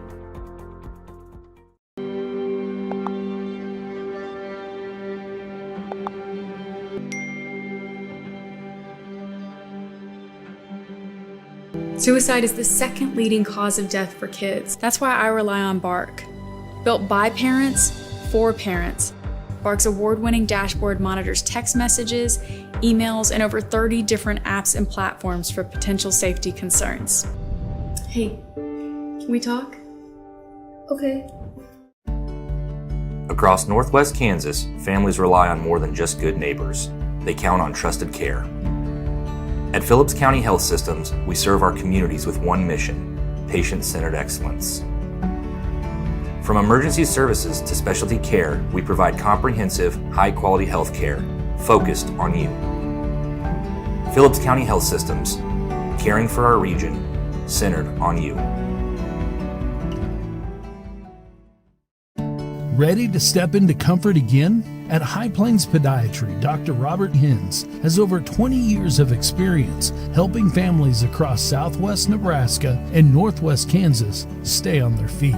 From heel pain to sports injuries to diabetic care and surgery, we're here to restore your stride. Don't live with foot pain. Call High Plains Podiatry today at 308-345-3773 to schedule your appointment.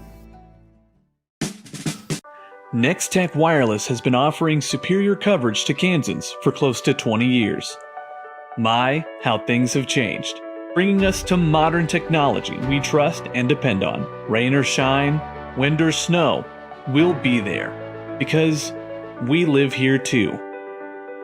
We're investing in our communities and connecting Kansans. It's not a gimmick, it's our guarantee. No matter who you are, the Hayes Rec Commission is for you. There's leisure programs for all ages. There's a wellness center that works for anyone at any level. Youth and adult sports, aquatics, and great facilities for any event. Go to hazerec.org to see the list of activities and sign up. Here are some of the upcoming activities. We're still having fun. Hayes Rec's the one. We are still the one. A special thanks to these South Central Timberwolf Game Time Boosters, People's Bank, Venture Foods, and Bank of Coldwater.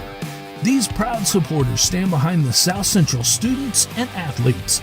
Other Game Time sponsors include Professional Fire Equipment, Nex-Tech Wireless, and Redeem Designs. Longtime supporters of Nex-Tech Game Time. These proud sponsors wish everyone the best of luck on their road to state. Ready to step into comfort again? At High Plains Podiatry, Dr. Robert Hins has over 20 years of experience helping families across southwest Nebraska and northwest Kansas stay on their feet. From heel pain to sports injuries to diabetic care and surgery, we're here to restore your stride. Don't live with foot pain. Call High Plains Podiatry today at 308-345-3773 to schedule your appointment. A special thanks to these Hill City Game Time boosters: Hill City Pharmacy, First State Bank, Midwest Contractors, Inc., and Weller's Tax and Accounting Service. These proud supporters stand behind the Hill City students and athletes. Go Fight Win from Piper Service, Key Spraying, Outdoor Bank of Hill City, and Elin Title Company. These proud sponsors wish the Hill City Ringnecks the best of luck in Sub-State.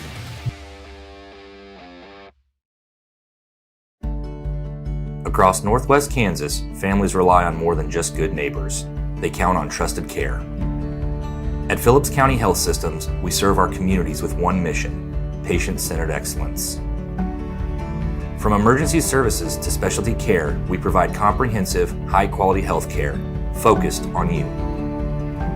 Phillips County Health Systems, caring for our region, centered on you.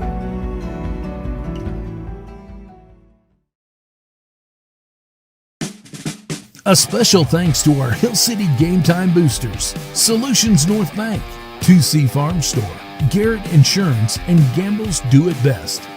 These proud supporters stand behind the Hill City students and athletes. Go Fight Win from Freedom Tax and Accounting, Whiskey Straw, and Riders Inc. These proud supporters wish the Ringnecks the best of luck in Sub-State. Good luck, Ringnecks.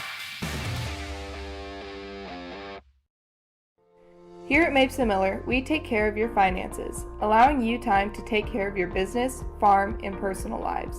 We offer financial services, including tax prep, bookkeeping, payroll, and auditing. We offer services to farmers, ranchers, small businesses, and more. By coming to us, you'll be able to spend more time at your business and with your families. It's not what you make, it's what you keep.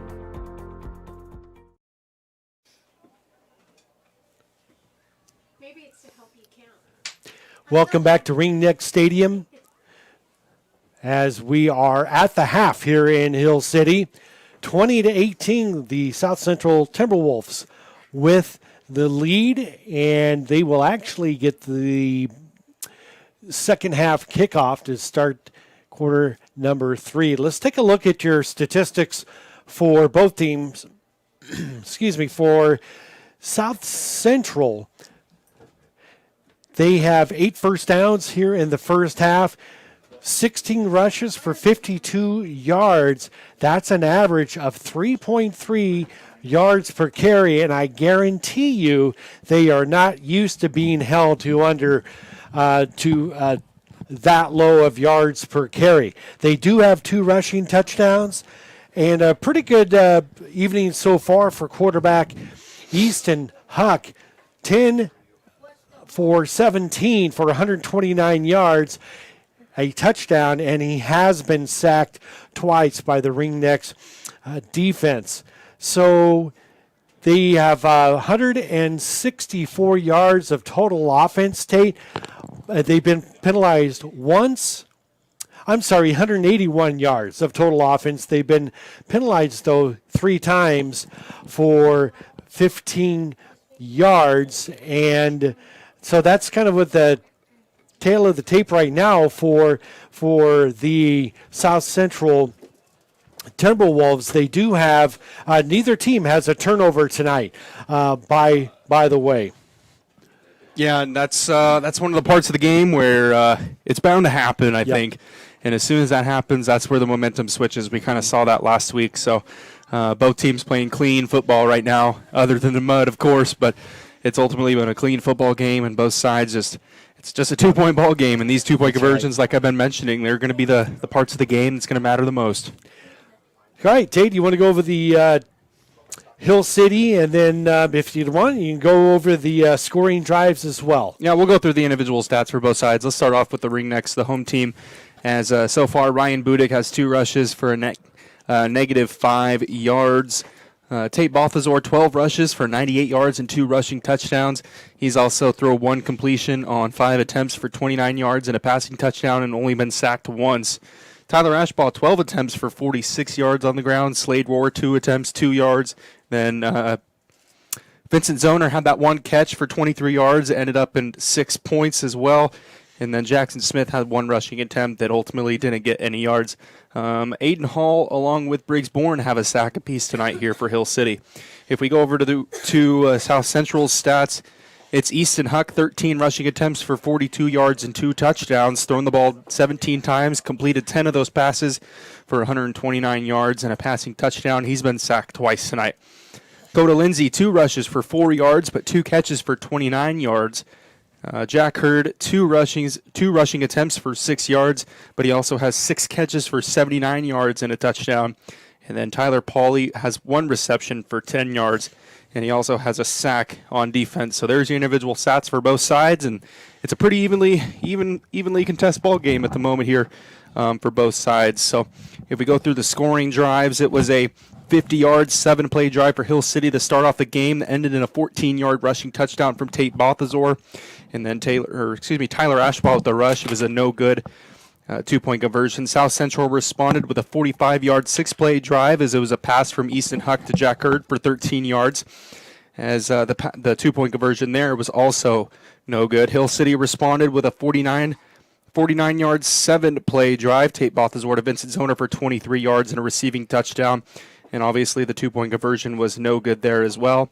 South Central responded. Easton Huck with a 5-yard rushing touchdown, where the 2-point conversion was no good on that one. And then Easton Huck once again on a 15-yard, 4-play drive, as he had the 1-yard rushing touchdown.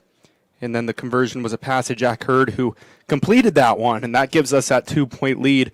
And then Hill City, Tate Bothaswar had that 43-yard rushing touchdown on the 3-play, 48-yard drive, as Tate Bothaswar passed it, and it was a no-good 2-point conversion. So that leaves it 20-18.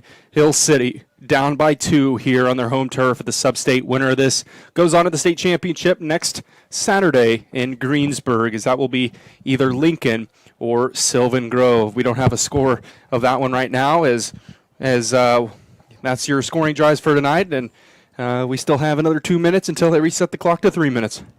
Yes, sir. So we are going to take another timeout, and when we come back, we'll get you all set up and ready to go for the second half of this semifinals game. The winner goes to the state championship game next week, and Hill City is down right now 18-20, but it's been a very close game all the way around. So we're going to take a timeout. We'll be back for the second half. You're watching Nex-Tech Game Time. Nex-Tech Wireless has been offering superior coverage to Kansans for close to 20 years. My, how things have changed. Bringing us to modern technology we trust and depend on. Rain or shine, wind or snow, we'll be there. Because we live here too. We're investing in our communities and connecting Kansans. It's not a gimmick, it's our guarantee. No matter who you are, the Hayes Rec Commission is for you. There's leisure programs for all ages. There's a wellness center that works for anyone at any level. Youth and adult sports, aquatics, and great facilities for any event. Go to hazerec.org to see the list of activities and sign up. Here are some of the upcoming activities. We're still having fun. Hayes Rec's the one. We are still the one. A special thanks to these South Central Timberwolf Game Time boosters, People's Bank, Venture Foods, and Bank of Coldwater. These proud supporters stand behind the South Central students and athletes. Other Game Time sponsors include Professional Fire Equipment, Nex-Tech Wireless, and Redeem Designs. Longtime supporters of Nex-Tech Game Time. These proud sponsors wish everyone the best of luck on their road to state.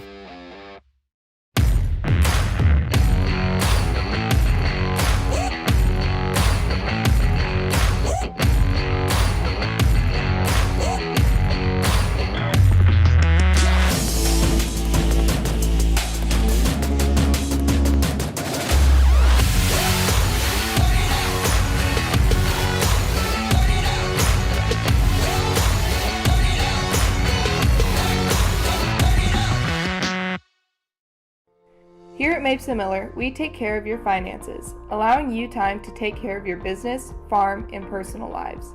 We offer financial services, including tax prep, bookkeeping, payroll, and auditing. We offer services to farmers, ranchers, small businesses, and more. By coming to us, you will be able to spend more time at your business and with your families. It's not what you make, it's what you keep. A special thanks to these Hill City Game Time boosters, Hill City Pharmacy, First State Bank, Midwest Contractors Inc., and Weller's Tax and Accounting Service. These proud supporters stand behind the Hill City students and athletes. Go Fight Win from Piper Service, Key Spraying, Outdoor Bank of Hill City, and Elin Title Company. These proud sponsors wish the Hill City Ringnecks the best of luck in Sub-State.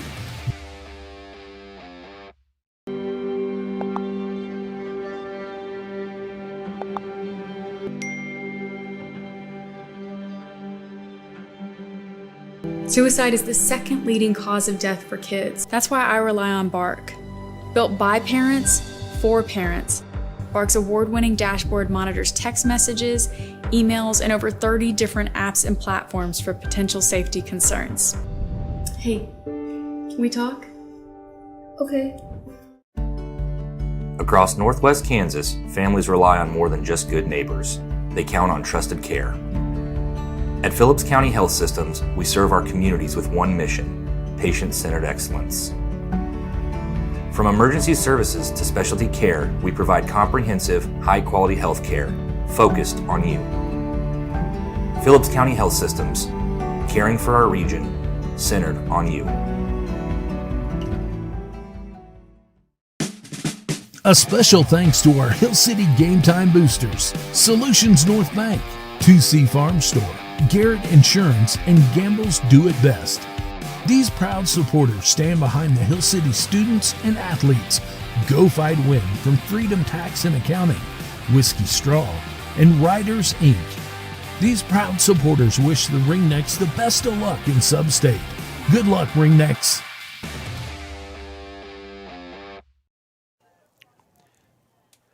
We're back at Ringnecks Stadium here in Hill City as the South Central Timberwolves have the 20-18 lead as we head into the second half.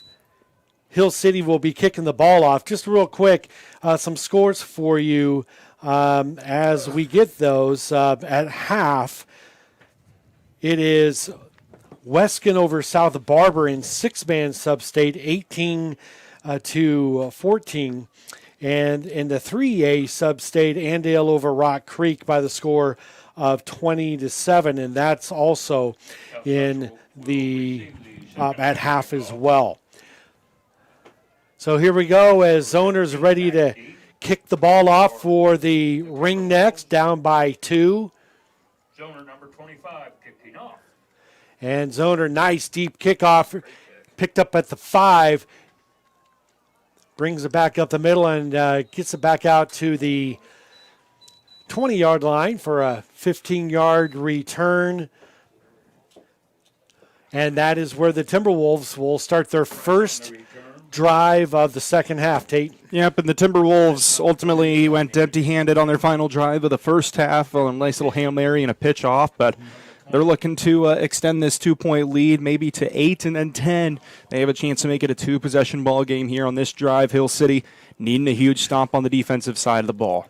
Ringnecks looking to avenge a 60-12 loss last year in the Sub-State game to this same team. Here's a direct snap, and it is Huck. Huck breaks it open. He's across midfield and is driven out of bounds at about the 30-yard line of the Ringnecks. Wow, and that's how you start off a second half if you're South Central. Just he had all the blocking up front, and now all of a sudden into Hill City territory at the 30-yard line. Gain of 30 on the play. And for Easton Huck, he has got 13 carries for 42. Well, let's move that to the full game stats, and we can get you up to date 72 yards. Here is Huck again. Slips and was able to cut back, but there is a couple of flags on the play as he's brought down at the 23 of the gain of 7, but this might be coming back. Yep, it's going to be a holding on the Timberwolves, so that's going to bounce him back 5 yards. I'm assuming it's going to be accepted, and it'll be a first down and 20. Ethan Huck coming in with 1,142 yards to lead the team by a mile. And it is a first down and 17 to go. Oh, yep, my bad. At ball spotted at the 36-yard line of the Ringnecks. Hurd back to pass, looking for a receiver, and he throws it just as he is brought down. The pass falls incomplete. Nice job in there by Jackson Smith. Yep, and that's going to count as a quarterback hurry there for Smith. A nice job. He almost had him down, but Huck doing a good job just getting it downfield to where a receiver wasn't open, but ultimately it's going to be an incomplete pass for a 2nd down and 17 once again.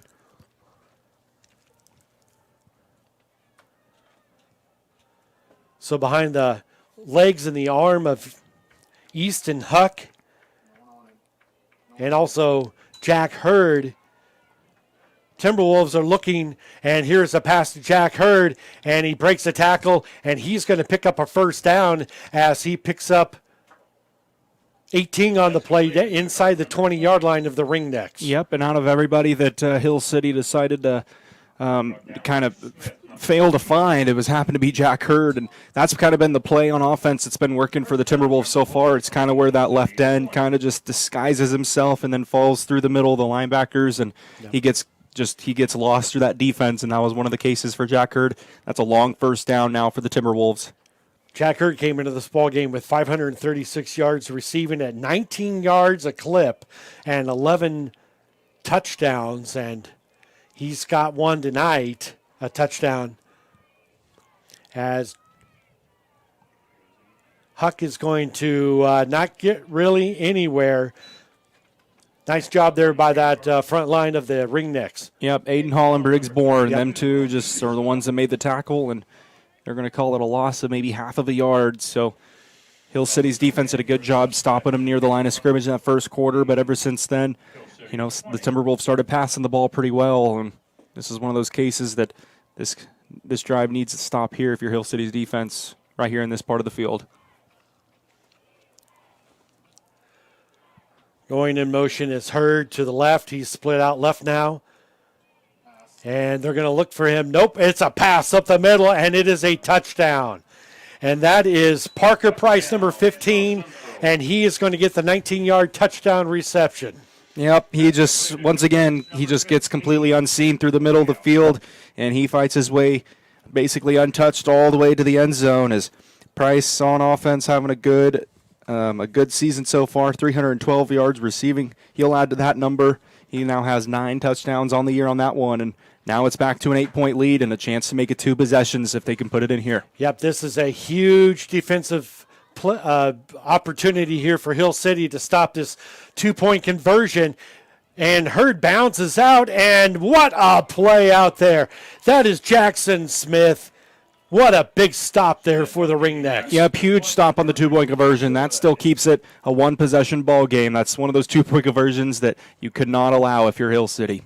So the 2-point conversion fails, and with 10:06 left to go in the 3rd quarter, South Central has increased their lead 26-18. You're watching Nex-Tech Game Time. A special thanks to these South Central Timberwolf Game Time boosters, People's Bank, Venture Foods, and Bank of Coldwater. These proud supporters stand behind the South Central students and athletes. Other Game Time sponsors include Professional Fire Equipment, Nex-Tech Wireless, and Redeem Designs. Longtime supporters of Nex-Tech Game Time. These proud sponsors wish everyone the best of luck on their road to state. South Central with a 6-play, 77-yard drive for the touchdown, and they are up 26-18 after failing on their 2-point conversion. And for the Ringnecks, that State said before the break, that keeps them within 1 score. Here is the kickoff, and it is picked up by Balthazar, and Tate is going to get it out there to about the 32-yard line. He is down. Yeah, we had a flag come in late as well. Balthazar is down there on the far side of the field, and he gets helped up. Looks to be a left leg, but he's going to try to walk it off. Boy, and he can't walk. He is hopping on that right leg, and when they went into the halftime locker room, he was limping a little bit, and Tate is taking some shots tonight. Yeah, it's when you get that much production on offense, you're running the ball, 20 sometimes a game. It tends to happen as I believe he will probably come back into the game. He's walking it off, and I think it might have been just a dead leg from a tough hit, but they're going to go to the Wildcat formation with Ashbaugh on the shotgun on this 1st down and 10 from the 22-yard line. And the penalty is on the Ringnecks, and so that moves the ball back to the 21-yard line, 22-yard line, Wildcat formation. This is Ashbod's looking deep. He has got a receiver and just overthrows Jackson Smith on the right side. Yeah, it was a nice pass. It Sure just was. a little bit out front of Jackson Smith, and now they're going to bring back in Balthazar. On that Wildcat formation, they've mainly ran the ball out of that all night until that time. So now Ashbaugh with a failed complete pass on the night, but 2nd down and 10 now here for the Ringnecks. For Ashbaugh, that was only his 3rd attempt of the season. He was 1 for 2 for 31 yards and a touchdown. Prior to that, incompletion. So it's 2nd down and 10 under 10 left to go here in the 3rd quarter. Here's a handoff up the middle, and almost breaking it was Tyler Ashbaugh, but Tyler's going to pick up 5.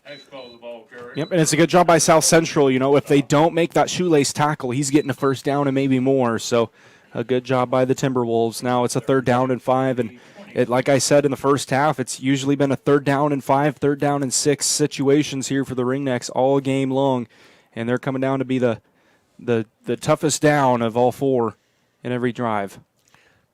Big 3rd down play here for the Ringnecks.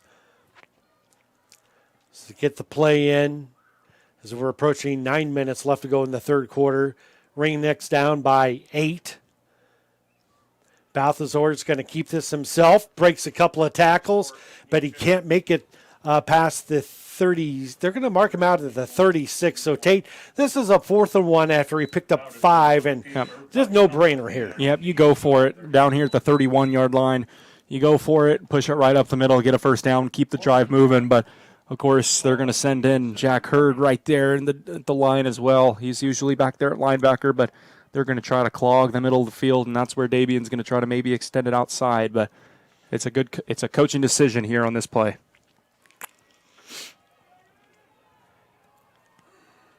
We'll see what Coach Davian has up his sleeve here. It's a keeper by Ashbaugh, and there's a flag that just came in late.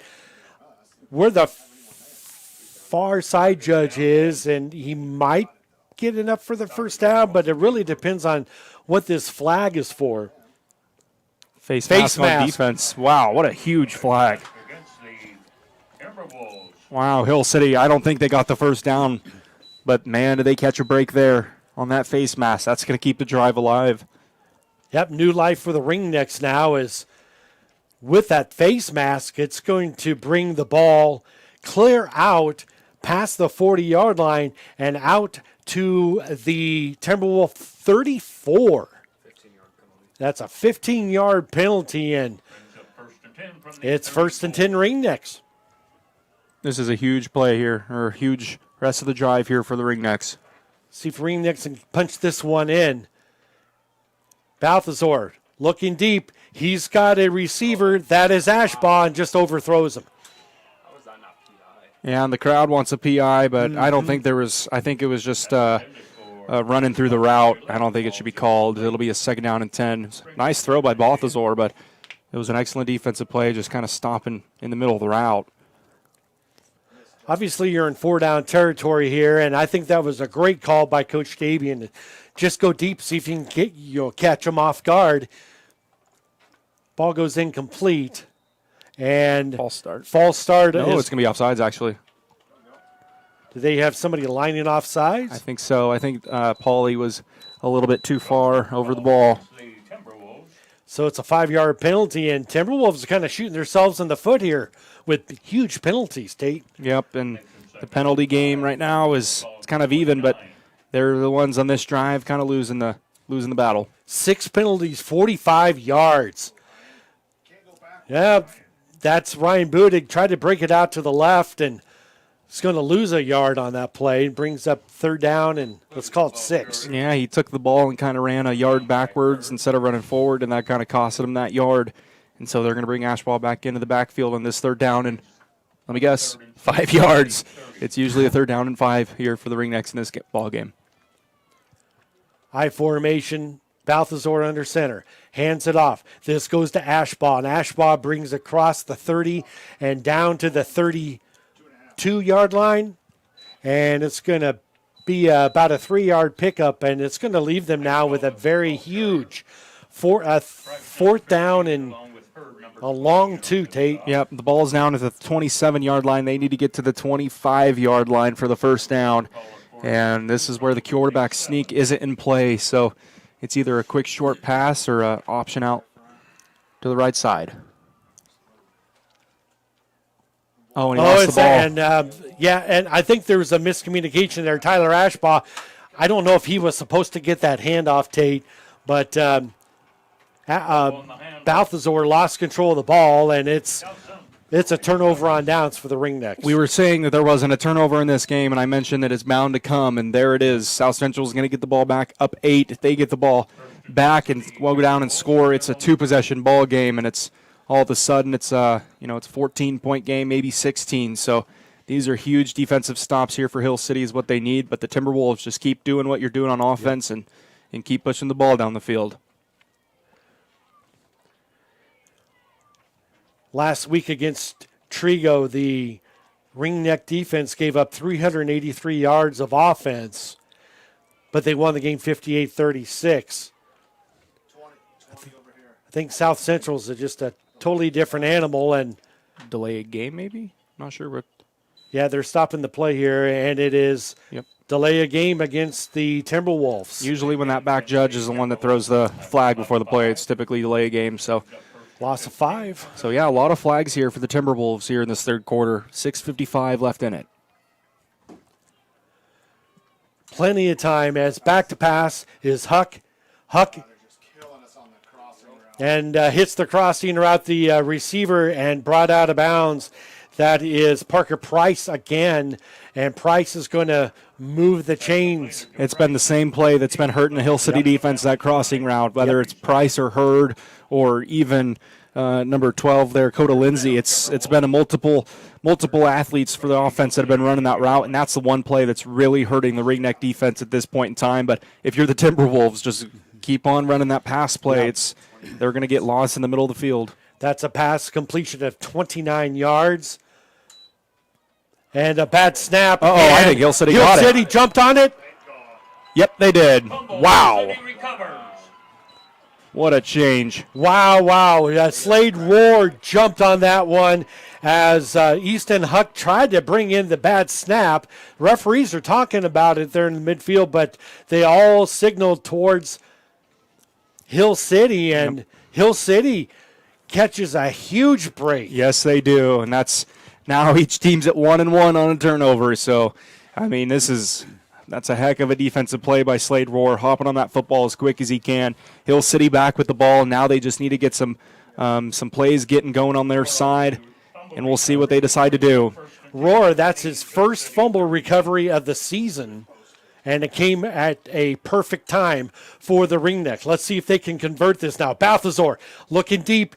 He had Ashbaugh and did not throw it, and Balthazar is slow to get up off the turf as he picks up 2. Yep, and there was a receiver that might have been open on the left side. I think it was Roar, but he slipped in the middle of the field, kind of stopping that. And then down the field, Ashbaugh was kind of open, and ultimately Balthazar decides to take off with it. But he still gets 2 out of it. Now Hill City needs to get up at least another 6 yards, make it 3rd and short, because that 3rd and 5 and 3rd and 4 to 6 has been kind of the play that's been hurting them. High formation, and the handoff goes up the middle to Ashbaugh, and just not much there, Tate. Yep. Picks up maybe a yard. It's going to be a 3rd and 6. I would like to see Hill City try to pass something quick out, whether it's a screen or even a quick out route, but we'll see. I think getting the first down on these 3rd downs is very important. Call a hard count.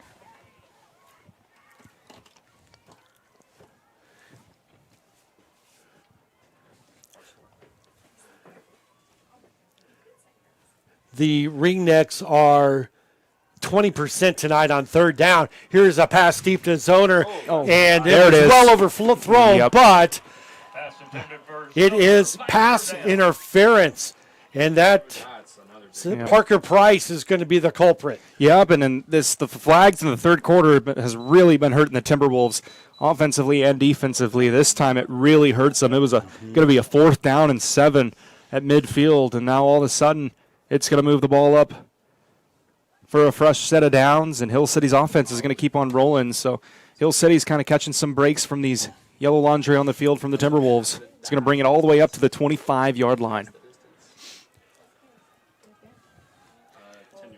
So that is a 10-yard penalty. First down, Hill City. And Hill City will, 15-yard penalty, excuse me. And Hill City will have the ball now with a fresh set of downs with 5:20 left to go here in the third quarter. Hill City down by 8, trying to punch this ball in and get the 2-point conversion to tie things up. 5 penalties, 50 yards. Just this quarter That's as a huge sack. Ashbaugh gets sacked. What a huge sack in there by Jack Williams. We haven't called his name tonight. Yep, that was Balthazar that got sacked as a quarterback, but now it's going to back it all the way up to a 2nd down and 16 as a loss of 6, and that's a big stop that the Timberwolves needed. Now they have Hill City down with a 2nd down and long.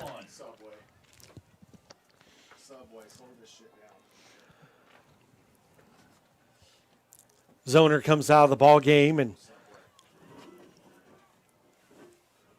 Ashbaugh and Budig in the backfield for the Ringnecks. Ball marked at the 31-yard line. Balthazar back to pass. He is looking deep. He's got Budig. Nice. He diving catch, and he just about had a heck of an effort there by Budig. There is a flag down right where the center would have been, and that's going to back him up again. So the Ringnecks get called for holding, and with it already being 2nd and 16, what do you think Coach Westrup is going to move him back? Yep, he's going to force Hill City to have to pass the ball here on the 2nd down once again, as the pass game hasn't really been working. It's going to back it all the way up to a 2nd down and 26. Yep. 25-yard line, just inside the Ringnecks side of the field. Here is a reverse. Trickery. Ashbaugh is looking for Balthazar. It's up, and it is incomplete as Balthazar was covered by 2 Timberwolves out there. Yeah, it kind of seemed like Balthazar didn't quite run the route that needed to be ran, I guess. It seemed like it should have been a little bit further down the field, but Hill City trying to pull some tricks out of their bag, and now it's stuck with the 3rd down and 25 as they're going to be forced to pass the ball once again.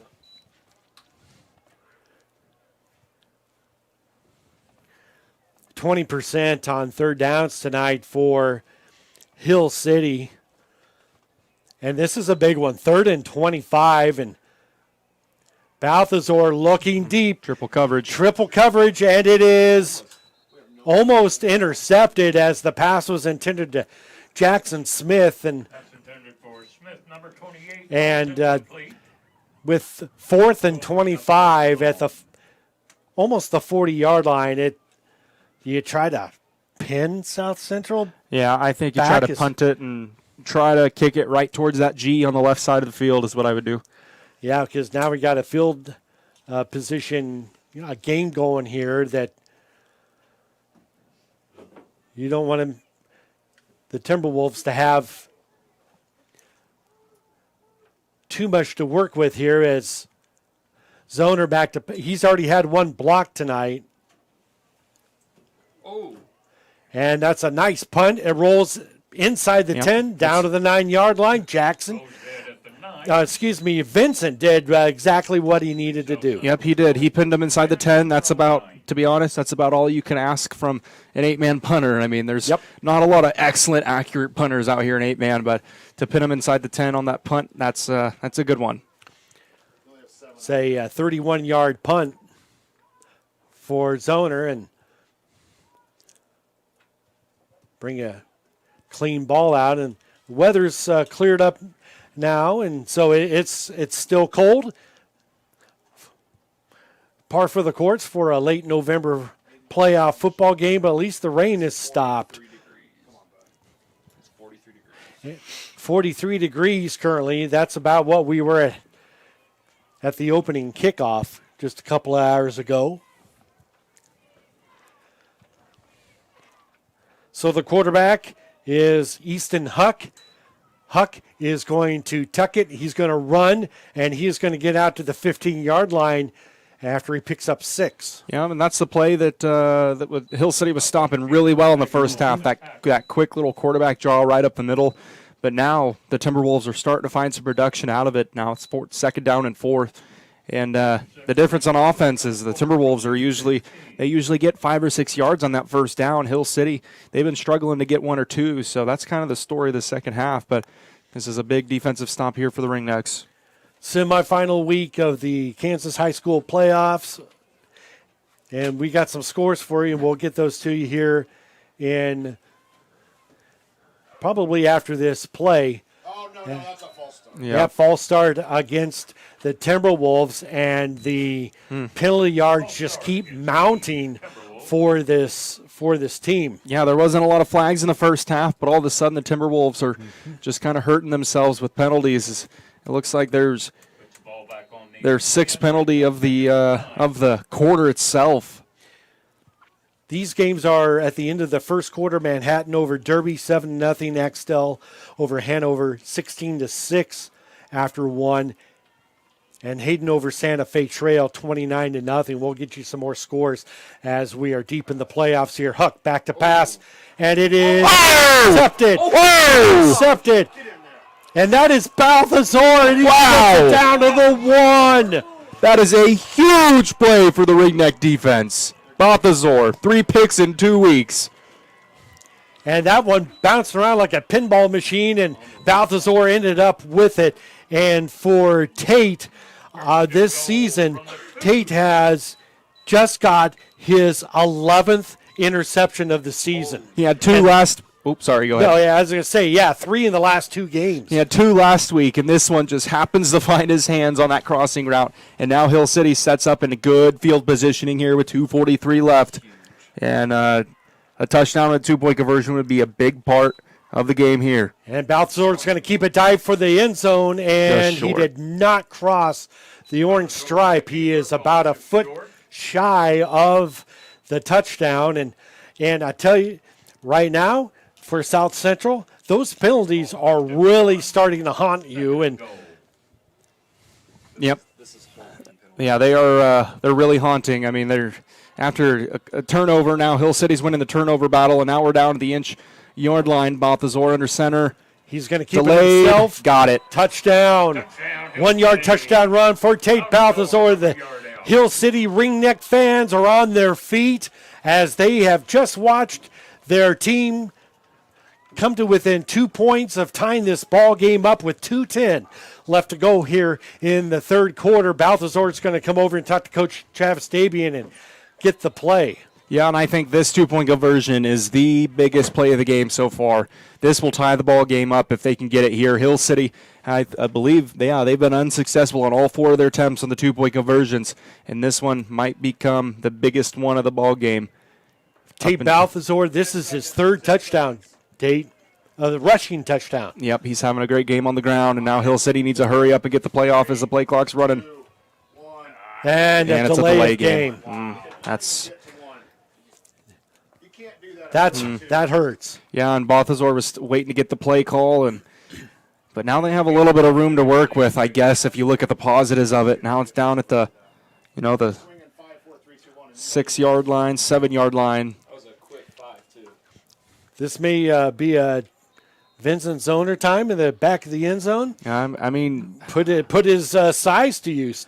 I feel like this is going to be a pass play. I know Coach Davian likes to pass it on these 2-point conversions sometimes, and I think this would be a good time to do it. So Zoner's the tight end on the right side of the formation. Balthazar is moving Budig over to his right. Now Balthazar looking for an open receiver. He's going to tuck. He is going to try to get it in. He got it! Wow! What a play! 2-point conversion for Tate Balthazar. And right now the Hill City Ringnecks are riding the coattail of Tate Balthazar as he just tied this game up 26 each. Those are excellent plays by Balthazar tonight. As 3 rushing touchdowns. He puts it in himself on a designed pass play. And, man, what a game. Tied at 26, 2 minutes, 10 seconds left in this third quarter. Wow. What a march. What a drive by the Ringnecks. Forgot that he's the one that intercepted the ball as well on defense. He just had an excellent quick drive. Other scores at the end of one, Gardner Edgerton over Olathe Northwest. Actually, that game's tied at 28. Capon over Wamego, 28-0. And then St. James 7, Bayshore Linwood 0. I know Smith Center is playing tonight, and Sterling is over Smith Center at the half, 14-0. I know Victoria is playing as well in Division 2. Yeah, but we're looking for that score as well, and nothing has come in yet. But as soon as we get that score, we will bring it to you right away. Zoner with a deep kickoff. It's going to bounce at the 5, and it's going to be picked up by Jeffrey Cope. And Cope is going to bring it out to the 21. Yep, Hill City needs one of these defensive stands. They're winning the turnover battle, but they want to win it by 2 or more. And this is one of those drives that a turnover would be huge. But if you're also South Central, this would be a good drive to march down and put 8 more on the scoreboard. We don't have an updated score, but we can tell you at the end of the first quarter, Great Bend and Salina Central were tied at 6. So we're going to see if we can get an updated score for you, including the Victoria game going on. So South Central is going to be down at the 21.5-yard line on this fresh set of downs. Here is a keeper, and he is snuffed right at the line of scrimmage, and that is a big Aiden Hall, I believe, that was in there on that stop, and also Briggsborn. Yep. Aiden Hall, just a wrecking ball back there. He's tough to stop, strong kid, but Briggsborn just comes in for reinforcements, and it's going to be a 2nd down and 10. So right now, the momentum is fully with the Ringnecks as they got the wind at their back, as Huck tucks it and run, and he will break a tackle or two and brings it out to the 28-yard line, and not after he picks up 7. Yeah, and that's a nice job by Huck. He just took off with it, saw no one was open, found room to the near side, and now it's a 3rd down and 4. We'll call it a 3rd down, and we'll call it a 3rd down and a long 3, I guess. But so ball is going to be down at the left hash, and it's a huge 3rd down here for both sides. Brings up 3 from the 28. We were talking about how big these plays were on the last drive of the Ringnecks, Tate. I think this is probably a huge 3rd down for the Timberwolves. Back to pass. Huck looking for his receiver, and he catches the ball as Jack Hurd, and that's going to be a 1st down after the 35. Yep, and it's that crossing route. It's been their main route go-to, and this time it was Jack Hurd, the one that caught it. And Hill City needs to start toning in on that crossing route, or that's going to come and bite them. But now it's a 1st down and 10 from the 35 as they're going to reset the chains, and both teams wanting to march one way. At the end of one, Victoria is leading Hodgman County 16-0. Hand off to Jack Hurden, and for the first time in a while, he's not able to get much of anything. He's a big boy running that ball, Yes, and he Hill is. City, they don't have quite the size of Hurd, but they get the stop, and this is going to take us to the end of the 3rd quarter, and we are into our final 12 minutes of this contest, and man, we are tied at 26. What a ball game so far. What a ball game indeed. Hill City fans are on their feet here in Hill City. Buckle up, folks. We're in for a wild 4th quarter. That's coming up next. You're watching Nex-Tech Game Time. A special thanks to these Hill City Game Time boosters: Hill City Pharmacy, First State Bank, Midwest Contractors Inc., and Weller's Tax and Accounting Service. These proud supporters stand behind the Hill City students and athletes. Go Fight Win from Piper Service, Key Spraying, Outdoor Bank of Hill City, and Eland Title Company. These proud sponsors wish the Hill City Ringnecks the best of luck in Sub-State. But Hill City got the turnover, so. We are back at Ringnecks Stadium. Just taking a look at the quick stats here as Hill City outscored South Central 8-6 in the third quarter, but without a first down. 10 carries, 17 yards, and a rushing touchdown, and 4 pass attempts, but no completions, and 17 yards of total offense in the third quarter for the Ringnecks. Meanwhile, South Central had 109, but were outscored. And what the bugaboo was, the 6 penalties for 55 yards for the Timberwolves. That's what did them in. Yep, it was a pretty clean ball game that first half, but that third quarter just turned into a bloodbath when it comes to penalties for the Timberwolves. But they still have this 2nd down and 9 as we're back to action here in the fourth quarter. 2nd down and 10 starting the fourth quarter. Timberwolves with the ball at the 36-yard line. Back to pass is Huck. He is intercepted. And it is intercepted by Ryan Budig. And I tell you what, this is something that South Central is not used to. They coming into this ball game, they were plus 21 on the turnover ratio, and that's their, third turnover tonight? Well, before tonight, Huck had only had 1 interception all season. He's thrown 2 tonight, and it's been at 2 crucial parts of the game as Hill City with a chance to march down and take the lead since the since the beginning of the second quarter. And man, Hill City ball. Let's see what the Ringnecks can do here. Here's a pitch out to Ashbaugh. Ashbaugh can't get much of anything. He's actually tackled for a loss out there by Dakota Thornsberry, excuse me. Yep, and he had the outside contained all the way, and Ashbaugh wasn't getting around him. 2nd down and 12. 2nd and 12 from the 35. So good defensive start for the Timberwolves. This is going to be, that slick middle of the field, and not much Ashbaugh could do. He just had nowhere to go on that Wildcat play. Yeah, and Hill City keeps on their struggles on this, on the 2nd downs, 3rd downs. It's going to be a 3rd down and long now. Probably going to have to force Balthazar to air it out. So Balthazar comes back in from the sidelines and with his play from Coach Davian. And let's see what they draw up here, Tate. Yep. Both teams with their complement of timeouts. And that middle of the field is it's like a mud football out there, Tate. Yeah, it's very slick. Let's see what they do here on this 3rd down and long. They're going to air it out. Balthazar, he's got an open right receiver and overshoots Jackson Smith at the 22. Jackson did he dove for it, but it was just too far out. Yep, and I think you have to punt it in this situation. Absolutely. Rely on your defense. They've come up with 2 big stops. Rely on them one more time and try to get a stop here. Punt it away. Try to pin them inside the 20, maybe the 15-yard line off of Zoner's leg. So Zoner back to punt. Deep to receive for the Timberwolves is Thornsberry. He stands at his own 16.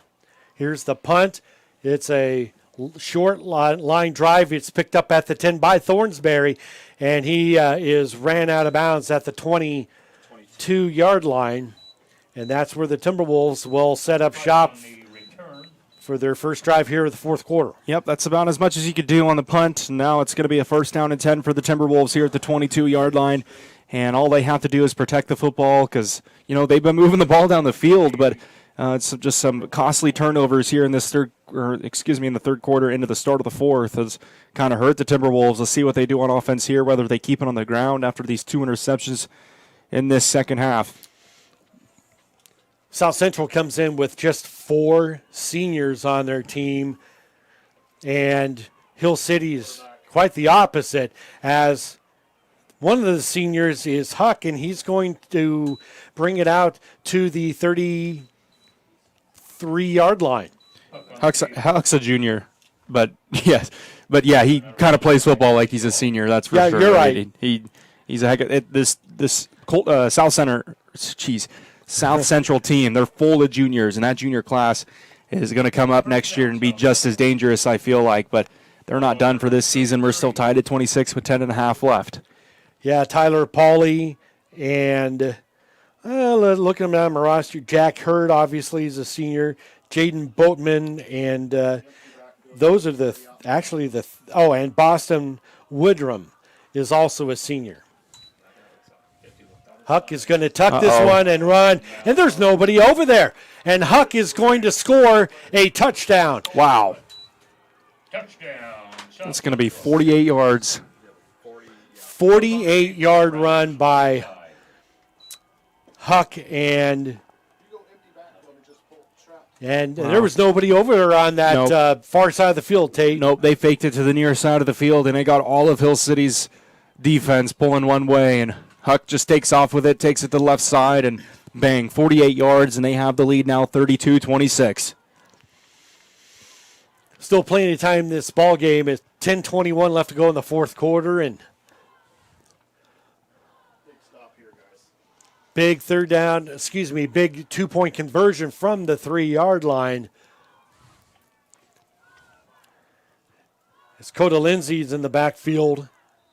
And timeout. So Coach Westrup is going to use one of his 3 timeouts here to talk about this two-point conversion. We're going to take a quick break. When we come back, we'll see whether or not the Timberwolves can convert on this two-point conversion. They're up 32-26 here in the fourth. You're watching Nex-Tech Game Time. A special thanks to our Hill City Game Time boosters, Solutions North Bank, 2C Farm Store, Garrett Insurance, and Gamble's Do It Best. These proud supporters stand behind the Hill City students and athletes. Go Fight Win from Freedom Tax and Accounting, Whiskey Straw, and Riders Inc. These proud supporters wish the Ringnecks the best of luck in Sub-State. Good luck, Ringnecks.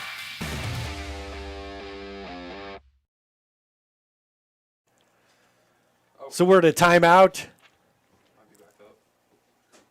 as waiting for the two-point conversion for the South Central Timberwolves as they just scored on a 47-yard touchdown run by quarterback Easton Huck. And they're looking to convert this to go back up by 8. Hill City tied it up just a few minutes ago, but that big 47-yard touchdown run by Huck pulls the Timberwolves back in. Huck looking for a receiver and all by himself. And how do you lose Jack Hurd? Well, I'll tell you, he was going like he was coming to the near side, and that's kind of where all the defenders were flowing, but he instantly bolted to the other side, and he got left wide open. So that makes it back to an 8-point lead. Hill City's got to score on offense now.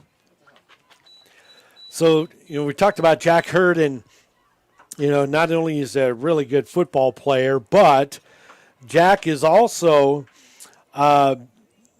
let's see here. Jack Hurd is the 2024 8-man Division I first-team All-State at a linebacker last year. All 3 of his turnovers this year are pick sixes. He also has a blocked punt this year. He was also a finalist for the 2024 1A Basketball Player of the Year, and he is a 2024 1A Javelin State Champion. Yep, big athlete. And he is committed to Friends, you said, Tate? Yep, Friends University for football.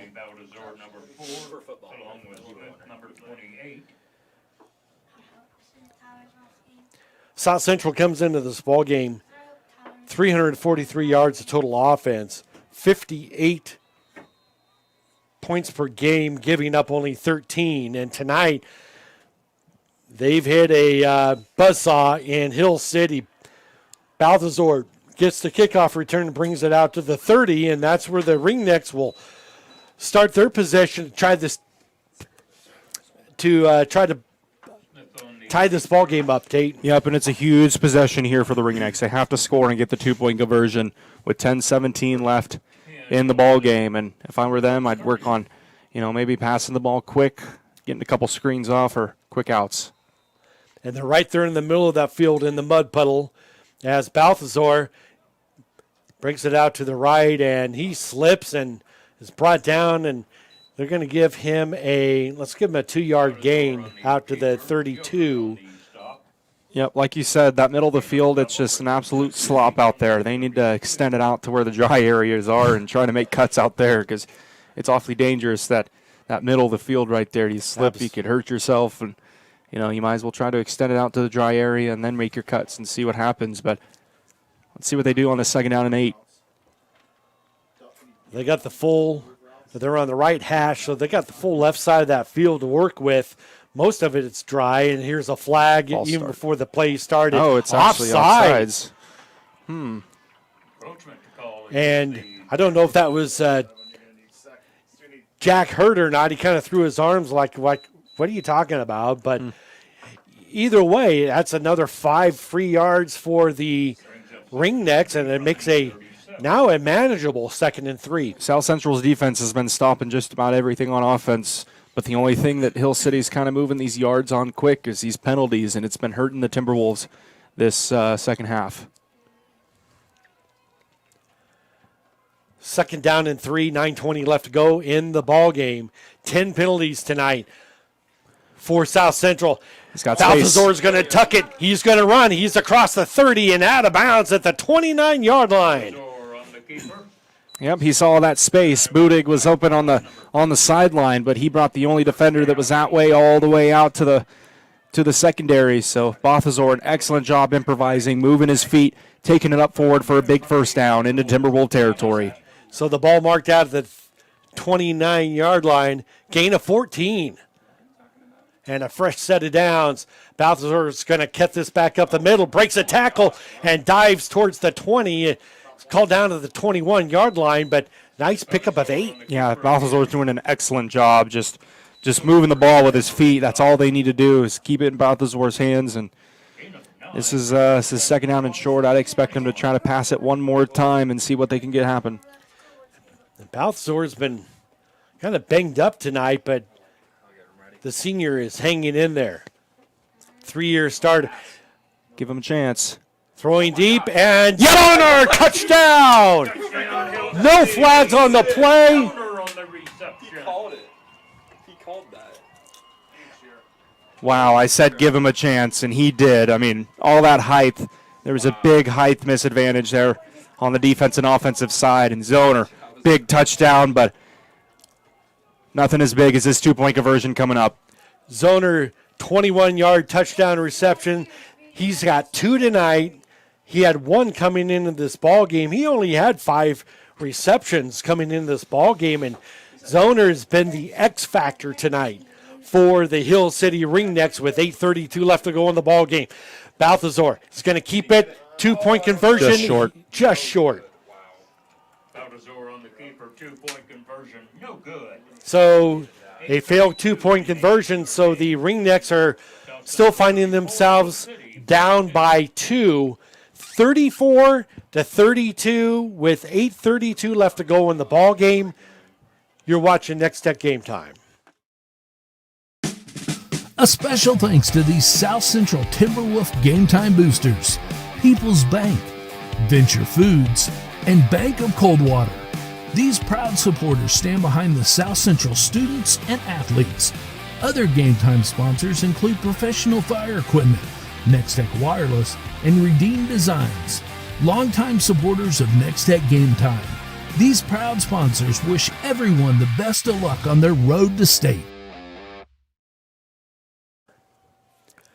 So Hill City just punched it in for a 21-yard touchdown pass from Balthazar to Zoner, who got his 2nd touchdown of the game and his 3rd touchdown of the season.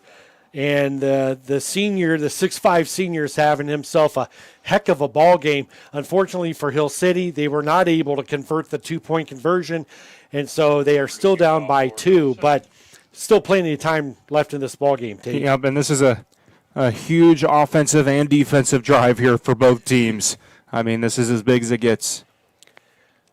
And a kickoff goes out of bounds as Zoner just, I don't know, it was a side-spinning kickoff, and I think South Central's going to take the good field position and start from there.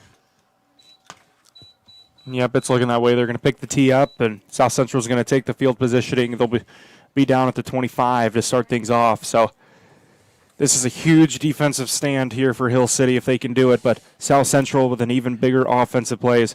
If they can score and put 2 points on the board, that's a 2-possession ball game, and we still have 8 minutes and 32 seconds left in this contest, so yeah, it's a big offensive drive here for the Timberwolves. South Central with 351 yards of total offense.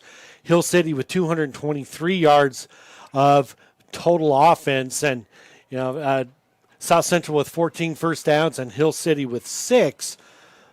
But that does not indicative of what this game has been like. Is Hill City's hanging in there, down by 2. Big defensive stand here for Hill City.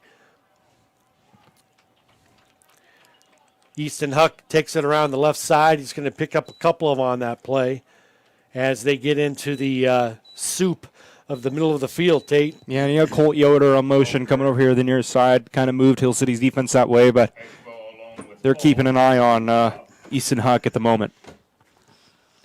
But don't forget about that drag route, that crossing route. That's the one that's been hurting Hill City all night.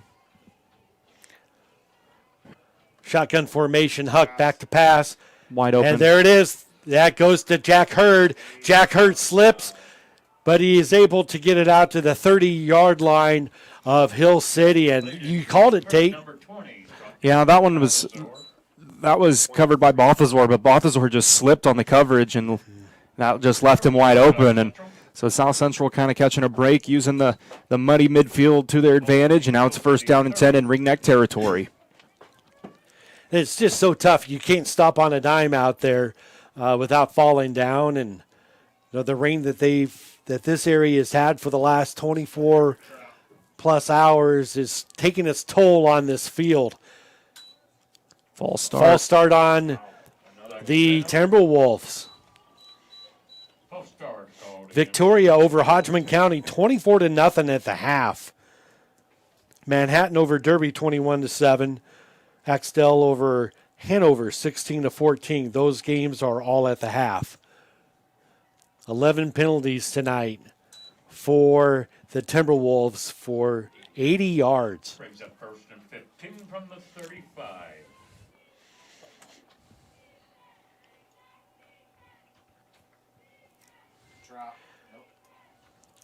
Here is a pitch out, and gang tackled and finally brought down 2 yards shy of the first down. That is Colt Yoder. Haven't called his name tonight. He's number 7. And Yep, nice job by Tyler Ashball to kind of initiate the stop. But it was also a good job by Keith Sweater, the one, he wasn't even around the play, but he's the one that kind of made the stop on the quarterback on the option play. So they want to keep it out of Huck's hands. So 2nd down and 12 after a pickup of 3 by Yoder.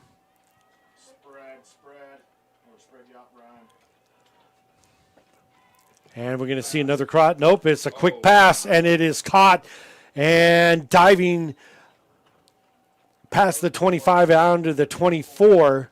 Has that completion? Well, trying to see who that was. He's down on the field with a cramp. I think that's who caught it. Yep. And this might be this coming up play after the injury timeout. It's going to be one of the biggest plays of the game.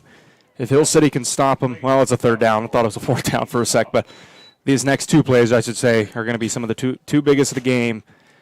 If Hill City can get 2 stops, get the ball back, and go down and score, 6:15 left on the clock. But the Timberwolves, if they can score on this drive and put a 2-point conversion in, that's going to be tough with the amount of time that will be left on the clock for Hill City to crawl back into.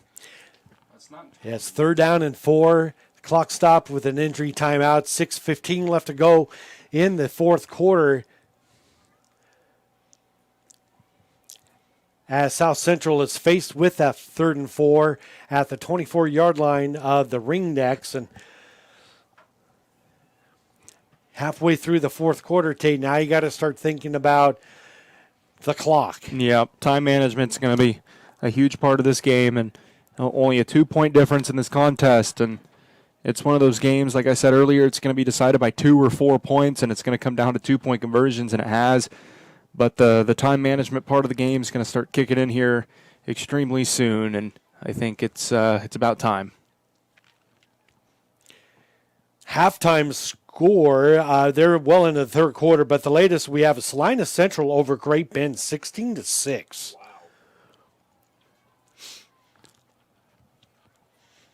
That would be a big upset if that lead holds. Do we know who that was that caught that? Empty. I don't think we do. I don't know if we caught that number, Tate. Yeah, I'm not sure. I think it was Coda Lindsay. I'm not sure. We're going to give it to Coda Lindsay. Here we go. Oh, and a slip and a fall by Hurd, and he is going to lose 3. That was huge. Yeah, that's a huge slip right there. Now you're back to a 4th down and 7, and this is a huge defensive play for Hill City. Man, I tell you what, this is it's coming down to the wire. 5:54 and ticking, and if Hill City can get the ball back and be able to drive down the field and put points on the board, that would be very crucial. 4th down and 7 coming up here for the Timberwolves. Ball at the middle of the field in between the hashes. Yeah, Huck just couldn't get his footing, just like everybody else out there.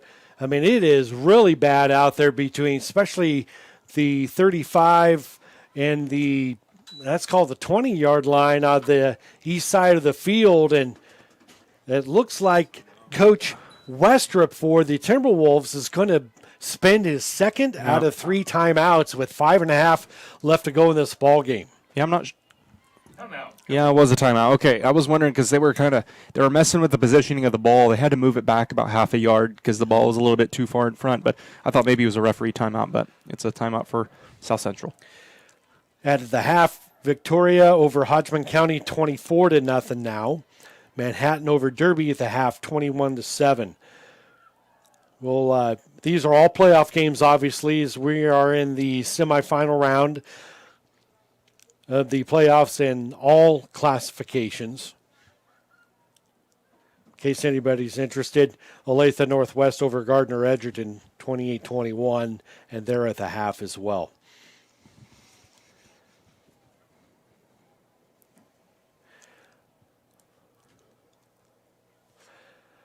So this is going to be very interesting here offensively for South Central, and obviously defensively for the Ringnecks because it's 4th and 7. South Central has the ball at the Ringneck 32-yard line. Fans here in Hill City are on their feet, making some noise. Back to pass is Huck. He's looking, and he finds an open receiver, and he is in for the touchdown. Wow, that is huge for Pauly. Great throw by Huck. That is, I guess, why he took a timeout. Wow, he drew that up perfectly. And I tell you what, he's a good runner, but Easton Huck does have a heck of an arm, too.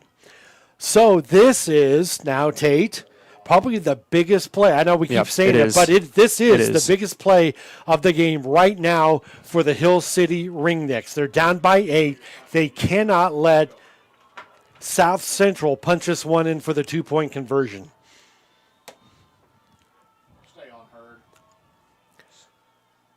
Here's the snap. And it is knocked down. Huge. What a huge knockdown pass. That is Kobe Keysweater with a stop. Yep. And he had several of those last week, and he's a big boy up front. He puts those arms up and gets some good stops, and that's a huge stop. Keeps it an 8-point game. The senior makes a big play to keep the Ringnecks within 8 points. 5:18 left to go. We're going to take a timeout. The Hill City Ringnecks will get the kickoff. And let's see if they can punch it down the field, get the 2-point conversion to tie this ball game up. They've got 5 minutes and 18 seconds and 3 timeouts to do so. You're watching Nex-Tech Game Time. A special thanks to our Hill City Game Time boosters, Solutions North Bank, 2C Farm Store, Garrett Insurance, and Gamble's Do It Best. These proud supporters stand behind the Hill City students and athletes. Go Fight Win from Freedom Tax and Accounting, Whiskey Straw, and Riders Inc. These proud supporters wish the Ringnecks the best of luck in Sub-State. Good luck, Ringnecks.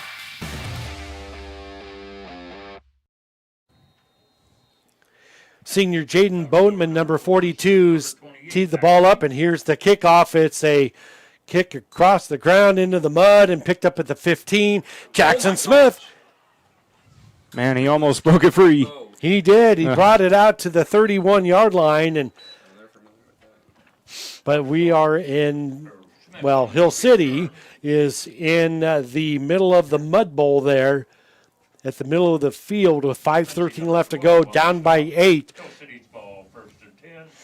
This is a huge offensive drive for the Ringnecks. I know I've said it several times, but every drive is getting bigger and bigger as the time with 5:13 left in the game. Winner goes to the state championship game next week. Balthazar is going to tuck it, keep it. He is driving and gets out close to the 40. They're going to mark him down to the 38 after picking up 8. Yep, and Hill City needs to protect the football at this point of the game. They cannot afford a turnover. They've done a great job of holding on to the ball and not allowing any turnovers.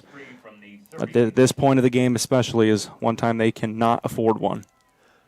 So they're going to give him 7 on the pickup, brings up 2nd down and 3. Ball marked at the 38-yard line. We're now under 5 minutes left to go in the ball game. Balthazar's going to keep this one, and he, the tackler out there, Colt Yoder, put his head down, and Balthazar just kind of flipped over him. Yep, and it's a 1st down, and the clock's going to keep on running. It's at 4:34 now. As now it'll keep on running. And Hill City wants to, if they're going to score, they want to score with as little amount of time possible on that scoreboard. And don't forget they have the 3 timeouts.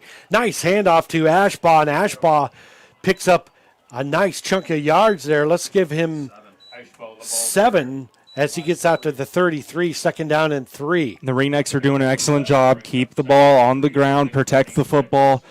Get 7 yards of play, and you're just fine as the clock just hits 4 minutes. 2nd down, 3. Under 4 minutes now left to go in the ball game. He's got a wide receiver open, Jackson Smith, but didn't see him, so now he's just going to throw it in the back of the end zone. That is a pass interference. Tried to get it to Vincent Zoner in the back of the end zone. And he was mobbed out there. And now I'm going to say it's defensive, but it could also be offensive. If I had to guess, it's defensive, but there were 2 defenders back there. And yep, it's on the defense. It is on the defense, so that's going to be an automatic 1st down. That was almost a great catch from Zoner too. If he would have caught that, that would have been wild. Zoner is so much bigger than his defenders were. And I tell you what, that was actually a really good throw there by Tate Balthazar. Great throw. It was a dangerous one for a sec, but after it flew into the end zone, it was he gave Zoner a chance, which they've relied on him before, and it's paid off. So let's see here if they're going to keep the ball on the ground. You got 3:46 on the clock. So they're going to mark the ball clear down to the 12-yard, 13-yard line.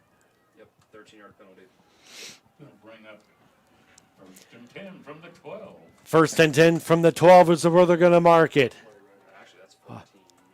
So the Ringnecks, what can they do here? Can they get this ball put in the end zone? Here is a handoff to the right side, and not much going there for Roar as Slade gets back to the line of scrimmage, brings up 2nd down and 10. Tried to run the little end around with Roar. It just didn't quite work. I'd run it right up the middle, keep that clock running. It's at 3.5 now. Yeah, they gave him forward progress to the 11, so it's going to bring up 2nd down and 9. So we got Budig in the backfield alongside Ashbaugh. Yep, they're going to have a 3rd down and 6 coming up now, and they need a big first down. We'll see what Coach Travis Dabian has up his sleeve as we are at 3 minutes now. 3 minutes left in the ball game. The Ringnecks are down by 8. They have the ball inside the 10-yard line of the undefeated number 1 ranked South Central Timberwolves. Big play. I mean, we keep saying this, but when you're in the semifinals of the state playoffs, every play is a big game.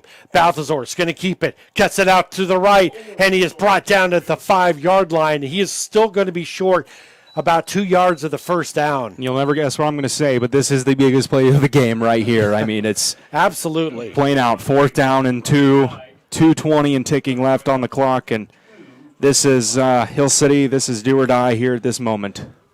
The clock continues to run. Davian's not going to use any timeouts. He'll send Tyler Ashbaugh in with the play. So in the backfield, you got Slade Roar right alongside Tate Balthazar. Under 2 minutes. Balthazar keeps it, and he is popped. Oh, man. No, he's still up. He's going to throw it. It's intercepted. And it's intercepted, and he is tripped up at the 14-yard line, and I don't know who. Was that Jack Hurd with the interception? Yep, it was. Wow. What a defensive play there for South Central, and now all they have to do is take care of the football. Dabian does have those 3 timeouts in his pocket. So exactly, and that could come up huge. If their defense, if the Ringneck defense can come up with some 3 big stops here, they can stop the clock 3 times and get the ball back, and you just never know. But with 1:46 left to go in the ball game, South Central with the 40-32 lead and the ball at their own 14-yard line. Yep, they're going to run the ball right up the middle. Yep, and Hurt. Yep, that's Yep, just. Oh, Hurd got the first down, and he just went down. Yep, he's gonna just. They want to take it out if they can. They want to just run the clock out. So, smart play by him. Just get down, cause a timeout from Coach Dabian. It stops the clock at 1:39, and now all South Central has to do is 2 plays and a first down, and they can be able to kneel it out. Tate, it's been a heck of a ball game. It sure has, Steve. It's both of these teams fighting it out in the trenches, and Jack Hurd's having a great game tonight. Easton Huck's had a great game, but on the Hill City side, Tate Balthazar's laying it all out there. The senior, he's still hobbling out there a little bit in the huddle during this timeout, but he's had a heck of a ball game. Tyler Ashbaugh. Let's not forget about Vincent Zoner, kind of the black horse in this race. Yeah, Vincent's had an excellent game, and I called it before the game. I said they're going to have to use Vincent, and they did. He has got 2 touchdowns tonight, 2 huge ones, and now Hill City's defense is coming up, and they need 2 big stops, and at least try to get the ball back here. 1:39 left on this clock, as the ball down at the 29-yard line. As this one, a lot needs to happen in Hill City's favor here in these next couple plays in order to get the ball back. I imagine South Central's just going to keep running the ball right up the middle. 1:39 after the timeout. And here is a keep by Huck, and he is going to be tackled inbounds. Yep. Nope, out of bounds. Yeah, it was out of bounds, but Hill City's. Or no, it was inbounds, but they're going to call a timeout. My fault. No, couldn't tell. It's hard to see with all the mud and everything, but it's a 2nd down and 8, a gain of 2 for Huck. And Coach Dabian has his Ringneck team out there right at the 35-yard line and discussing strategy here as they've got 1 timeout left. And by the way, South Central also has a timeout left. Yeah, and I don't see South Central needing to use their timeout here No. anytime soon. They're saving it just in case Hill City happens to get the ball back, whether there's a fumble or something. But ultimately, 2nd down and 8. South Central, if they can get a first down here, it basically seals the game. Well, we've seen Tate Balthazar have a big game tonight, not only offensively but defensively. He's got an interception tonight. You wouldn't think that South Central's going to throw the ball, but Huck will take it and he will bring it out past the 35 out to the 36. And there's the last timeout called by Coach Dabian with $1:24 left to go. Yeah, but now it's official. If South Central can get this first down, it's practically ball game. They'll be able to go ahead and kneel it out and head to the state championship. But Coach Dabian, they're going to need a fumble or something. Punch the ball out, as I'm sure that's what he's saying in the huddle. Punch the ball out, try to get a fumble, get it back, and that would be quite insane. That would be pretty wild. Yeah. So South Central last year lost to Hoxie in the sub-state 42-28. Both teams were 11-0 going into that ball game. Hoxie went on to win that game, of course, 42-28, and of course went on to win the state championship last year in 8-man Division 1. Yeah, this 8-man Division 2, it's tough. I think the Western teams have kind of been the dominators here in the past few years, and South Central just in this West Side division, they've been a force to be reckoned with for a couple years now. If they get a first down here, they're going to be able to kneel it out as Hill City has used their final timeout. And probably going to see another run by Huck, and he will. And there's the first down, and you're tackled out there by Tate Balthazar and a few others, including Jackson Smith, and that is pretty much going to run this one. Yep, it will. Out. Yeah, with 1:20 left to go, Hill City out of timeouts, and South Central just has to kneel on the ball. And yep. And what a game by both sides. It was. I mean, South Central is going to be able to just kneel this one out, but you got to give credit. This is the number one and number 2 team in the state. Mm-hmm. Some could have argued this could have been the state championship if they were on the opposite side of the bracket. And so, I mean, all I'm saying is I think South Central, they are set up in really good position to head to Greensburg next Saturday. And whether it's Lincoln or Sylvan Grove, it's going to be a heck of a ball game. But, man, I tell you what, this South Central football team, they're going to be a force next Saturday in Greensburg. They are, and heck of a season for the Ringnecks. They opened the season with a 30-20 loss to Trigo. They avenged that last week. They went on a 10-game winning streak, but it ends tonight. And it ends tonight for a lot of awesome seniors for this Ringnecks team. And that's going to be your ball game, and what a ball game it was. And it just, This game you can't say more, Tate. I No. mean, it's just two really good teams that just hit hard tonight. But South Central just came up with the 8-point win tonight. Yep, it was a great game by both sides. I mean, to be honest, after the first half, you had no idea who was going to be the one coming out on top. It came down to a lot to happen in the second half, and ultimately it was South Central coming out on top, and what a game it was. It was a pleasure calling it here in Hill City, and it was a pleasure calling a lot of these Ringneck games and a lot of the seniors I've seen grow up through high school. So it's cool, but ultimately their season ends here tonight as South Central will be the sub-state champions. Well, and you see a lot of respect between these two teams. Lots of hugs out there. They fought in the trenches. They knocked each other around. They beat each other up. But at the end of the game, there's still a lot of respect between these two football teams. I mean, after they played last year. Yeah. Right? Yep. So, and who knows, Tate, maybe we're going to be here next year and call another South Central Ringnecks game, and maybe the Ringnecks can get that one next year. Yep. So, all right, we're going to take a timeout, folks, and we're going to get all of our stats compiled, see if we can find some updates on some games, and wrap this season up. You are watching Nex-Tech Game Time. A special thanks to these Hill City Game Time boosters: Hill City Pharmacy, First State Bank, Midwest Contractors Inc., and Weller's Tax and Accounting Service. These proud supporters stand behind the Hill City students and athletes.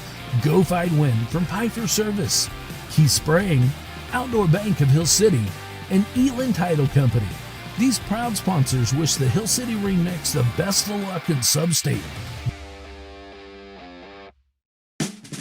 A special thanks to these South Central Timberwolf Game Time boosters: People's Bank, Venture Foods, and Bank of Coldwater. These proud supporters stand behind the South Central students and athletes. Other Game Time sponsors include Professional Fire Equipment, Nex-Tech Wireless, and Redeem Designs. Longtime supporters of Nex-Tech Game Time.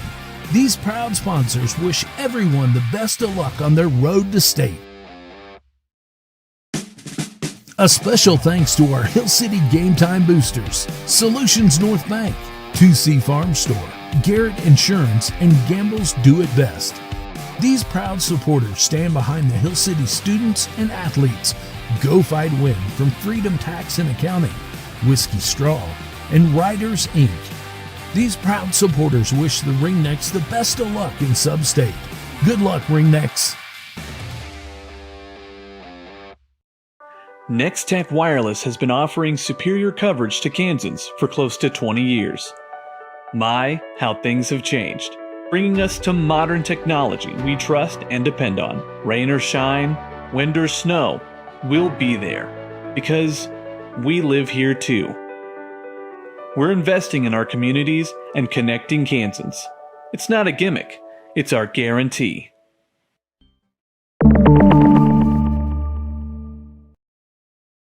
No matter who you are, the Hayes Rec Commission is for you. There's leisure programs for all ages. There's a wellness center that works for anyone at any level. Youth and adult sports, aquatics, and great facilities for any event.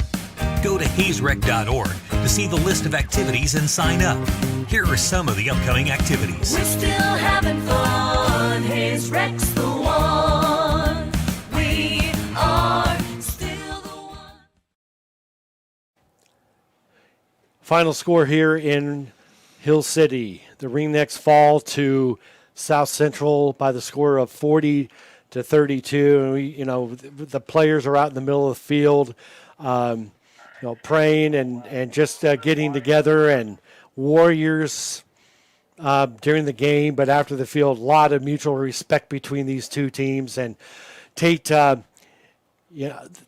actually, the stats that you're going to be reading really are not indicative of how close and how good of a game this was. Yeah, it's 2 weeks in a row. I mean, stats don't tell a story. Yep. Scoreboard really tells a story. I mean, it's just crazy how good of a game it was, even though these stats that I'm about to read, both teams played a heck of a game, and you can't take anything away from either team. South Central's a tough team, number 1 in the state. Hill City, tough as well, number 2. Unfortunately, their season ends here on their home field, but ultimately, the South Central team is going to be a force to be reckoned with. So let's go through some individual stats. The game stats starting off with Hill City. They had 7 first downs, 48 rushing attempts, 209 total rushing yards.